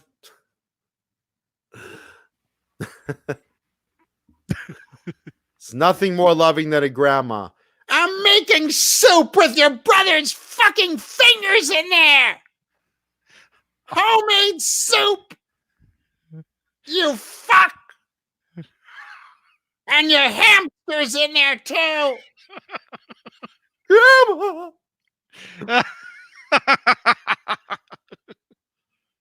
I'll beat you with my porcelain dildo, you.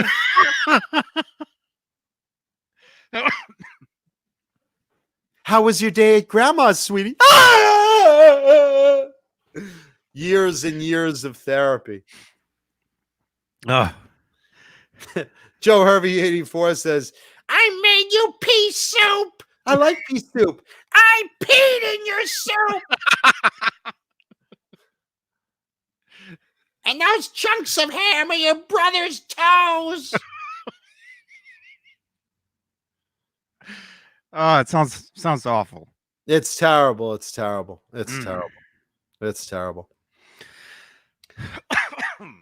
Yeah. So let's take some open questions in the chat. Since we're done talking about music therapy, Laz's grandma. And thank you for the grandma story, man. That's great. I hope your therapist is gives you frequent flyer miles. Man. Yeah. So let's take some open questions in the chat. You want to talk about any particular metal band?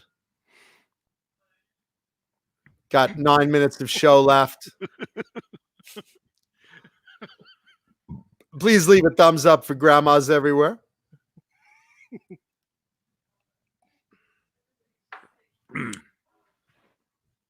Let's see. My pubes shaved. Thank you, Jason Lee. My mangina.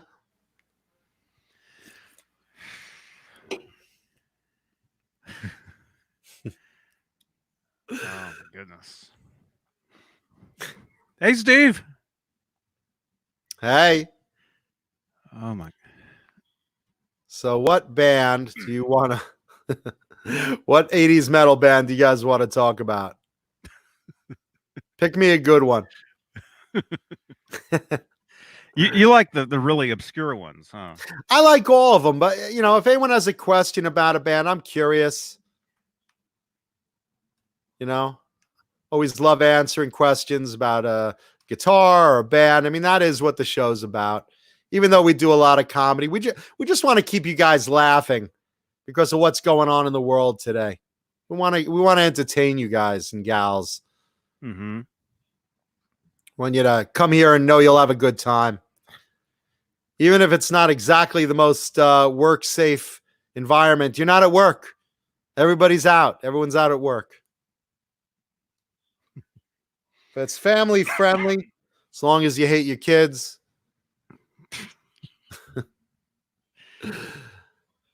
Yeah. So no, I like a lot. I like a lot of 80s bands. I mean, I listen to just about everything. I really do. Riley Morgan, and this is an interesting question. Why did Guns N' Roses get put in with hair metal? Okay, this is actually kind of an easy one. Guns N' Roses came out at that time of hair bands. I think it was like, what, 86 or 87? No, about 87, right? Guns N' Roses' Appetite for Destruction, Johnny? That came out in 87, I think. I think it was 87. If you look when they first started, Axl had his hair teased up to the ceiling.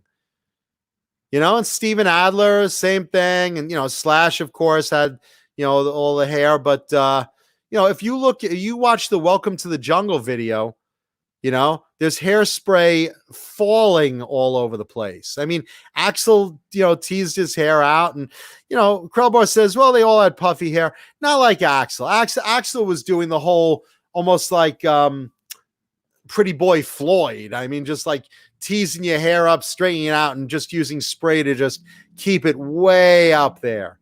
you know? And yeah, I mean, that's glam. I mean, now again, to be specific, not glam, not sleaze. I mean, they're more sleaze than glam, but whatever. The bottom line is they came out during the hair band era. Now, again, to be fair, certain bands like, them, they toned it down a bit with the hairspray.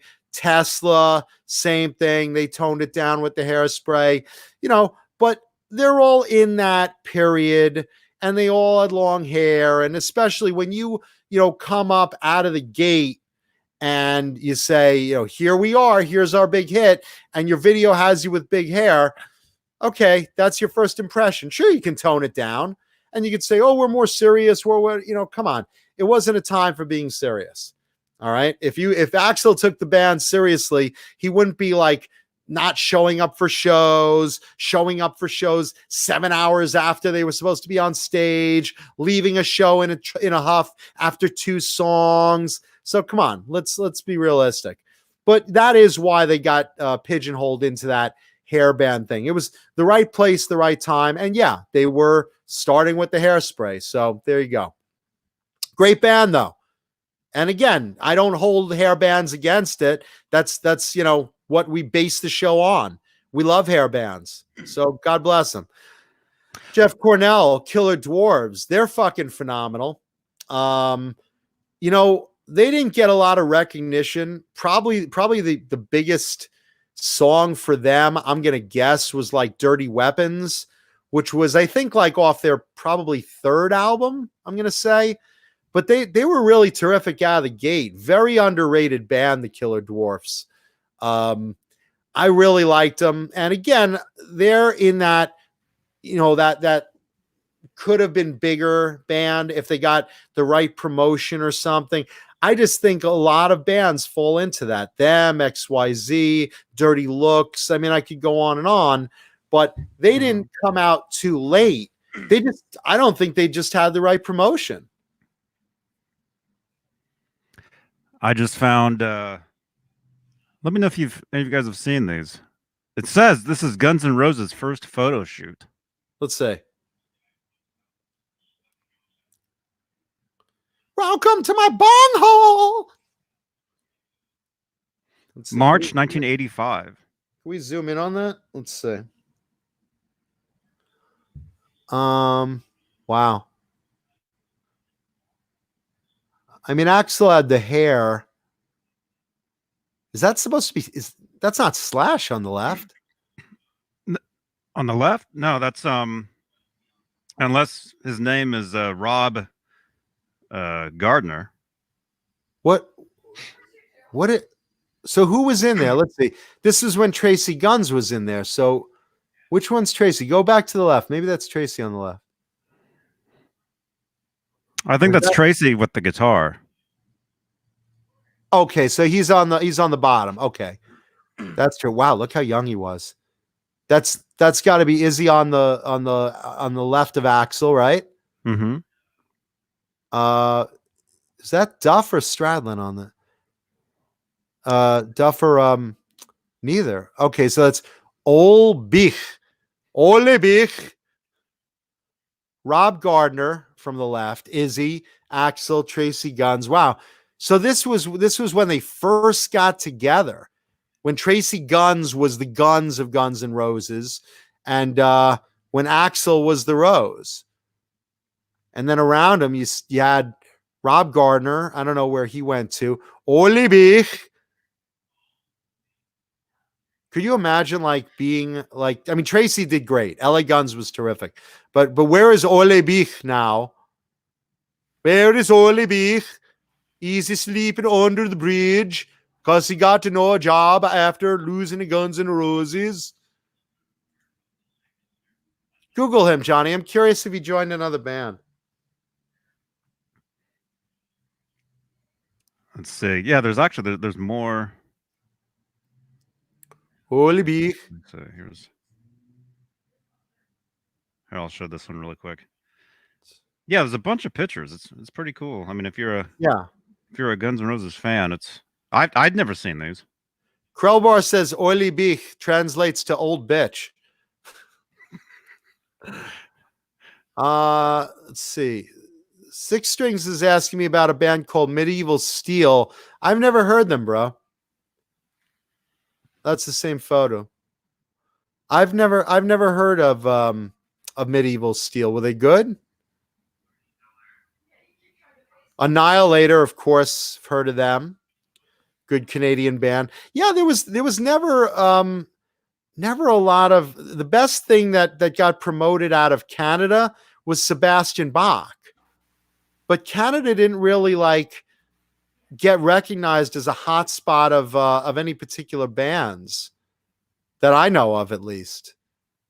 No, I know, like, you say, okay, who came out of New Jersey? Skid Row, Bon Jovi, certain bands in that scene. New York, who came out of there? Kiss, Twisted Sister, LA, who came out of there? Well, even if you didn't come out of there, you wound up there, but Mm-hmm. yeah, I mean, Canada didn't really get a lot of credit for yielding guys other than Sebastian Bach. Because, I mean, talk about like a powerful figure in metal, right?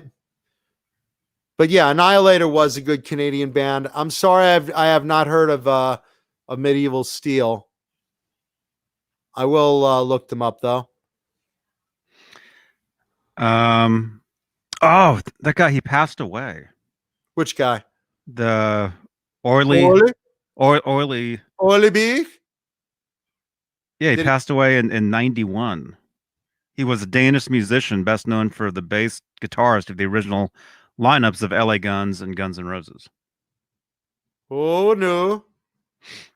I'm going to jump off a bridge. Wow. What happened? Oh, he drowned. Wow, I was right. I was right. He jumped off a bridge. All right.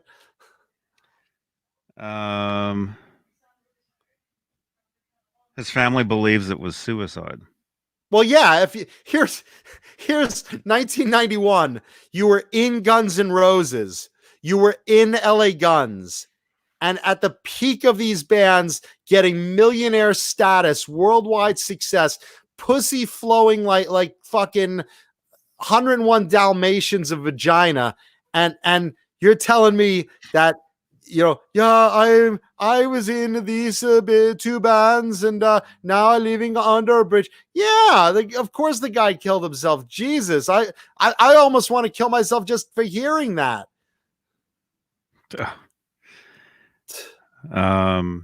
Yeah, so it looks like his family thinks he committed suicide. Yeah, I don't condone suicide, of course, but maybe just that once. There's been a lot of members in this band. Wow. Well, originally, what were they? There were Something Rose, and there were two separate bands, and then they merged. Mm-hmm. Well, it looks like they've had a lot of different members just in recent years. Well, yeah, it's like a lot of different. Even back then, when Steven Adler left and Izzy left, and Matt Sorum left. Oh, Riley Morgan says his grandpa plays the banjo. You know what? You should get your grandpa for his birthday one of those Kramer Gorky Park guitars. If he plays banjo, he's gonna hate you for it. So. It's a total opposite shape. Yeah, I know. It's even hard. What's Grandpa got better to do? Grandma's cursing him out of the house. Oh my God! Stop with that fucking banjo! I'll shove it up your fucking wrinkled gray ass!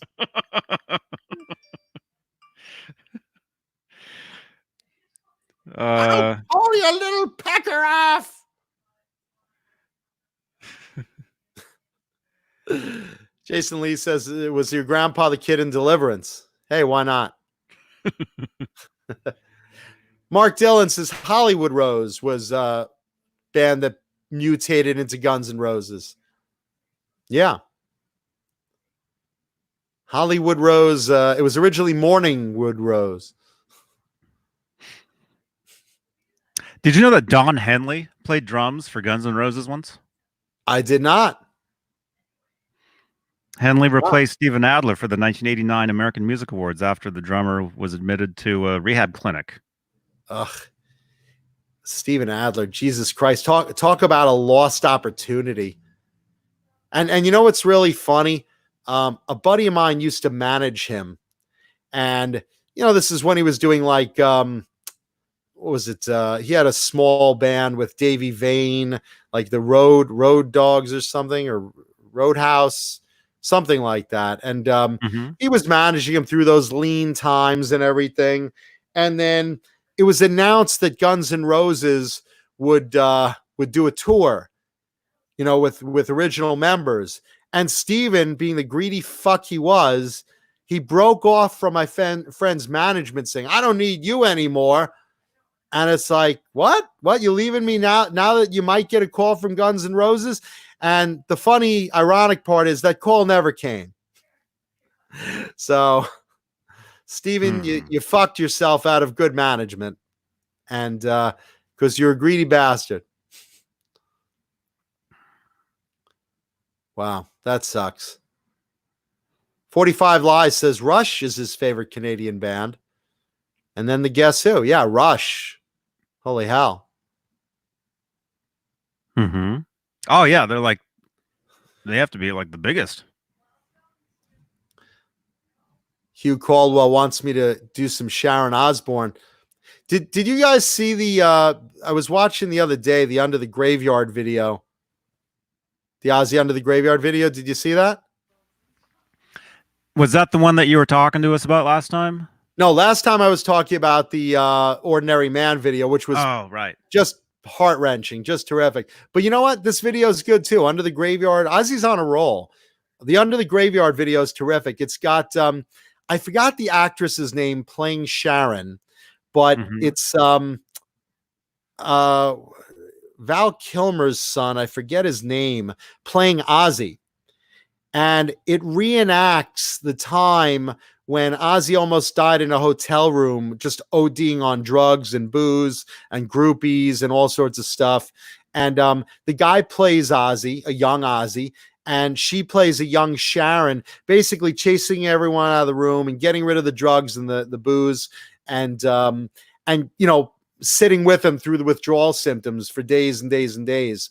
And it was really, really well acted, really well done. And you see all the significance for the withdrawal symptoms, like bugs crawling on him and skin ripping off and things like that. It was really, really great video. Under the Graveyard, Ozzy Osbourne.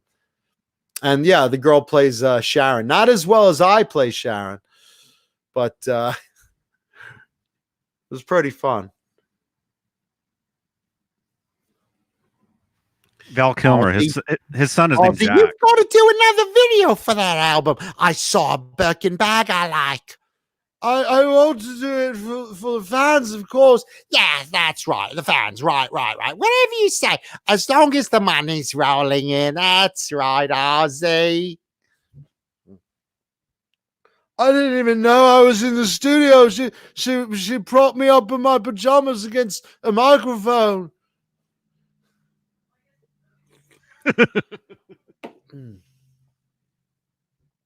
She had me playing Paranoid in the subway. She did.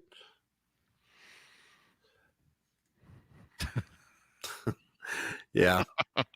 Ozzy and Sharon, baby. Love them. I don't want to catch this coronavirus anywhere. I'm going to stay in the house and just relax. No, you've got a show. What? I didn't have a show. What show did I have? I'm booking you one right now. Keep the money rolling in, Ozzy. I'm going to have to watch those videos. They're great videos. They're both great videos. If you guys in the audience haven't seen them yet, the new Ozzy Osbourne albums. Wait a second. Music Therapy Laz. My uncle passed away already. His uncle is Frank Darabont, director. Yeah, I'm friends with Frank Darabont, Walking Dead. So wait a minute. Your uncle Your uncle was Frank Darabont's nephew? Huh. Wow. Talk about small world, huh? Mm-hmm. Yeah, Jason Lee's right. Sharon will make Ozzy play a concert at a hospital. Riley Morgan says they traced coronavirus back to Nam. You know what? Johnny and I were actually thinking of that. Like, did we have the coronavirus? No, I don't think we did. But man, Namthrax hit us hard as bricks falling on us. It was pretty bad. It was And really actually, bad. I had it for 3 weeks. the year before, I was actually bedridden. Was it the year before? Yeah. Last year's NAM. Or was it the one before that? One of the previous ones, I was in the bed for like days. I couldn't get up. It was terrible. Oh wow. But yeah, John and I, we were actually kind of thinking, is that what, did we have that? Because they're saying that's been here for like the last like 3 months. But you know what? It wasn't coronavirus, because the fact is we would have had more inflammation in our lungs and a harder time breathing. That's the big thing. Is it's a big respiratory disease. The cells are attacking in your lungs and inflaming your bronchial tubes in your lungs. So, and the cells in your lungs. So we didn't have that. But again, it wasn't easy to get by. And look, God willing, we won't get this. But like I said earlier in the show, everybody out there, we'll all get through this. Just stay calm. Do the right thing by your friends, family, and neighbors. Protect the elderly people. Do their shopping if you have to, if you can. And we will all get through this. Yes. And listen to the doctors, not the politicians. Mm-hmm. Yeah, that's what I've been doing. Dr. Fauci. Yeah. I've been watching some of his stuff. Yeah, I don't care which political party you belong to. That's fine. But don't listen to what the politicians are saying. Listen to Dr. Fauci. He's the authority. Listen to the scientists. Listen to the doctors. We'll all get through this. We'll be okay. Let me see. Is that him? Yeah. Anthony Fauci. Is he in the chat? No. I was watching an interview with him last night from a few years ago.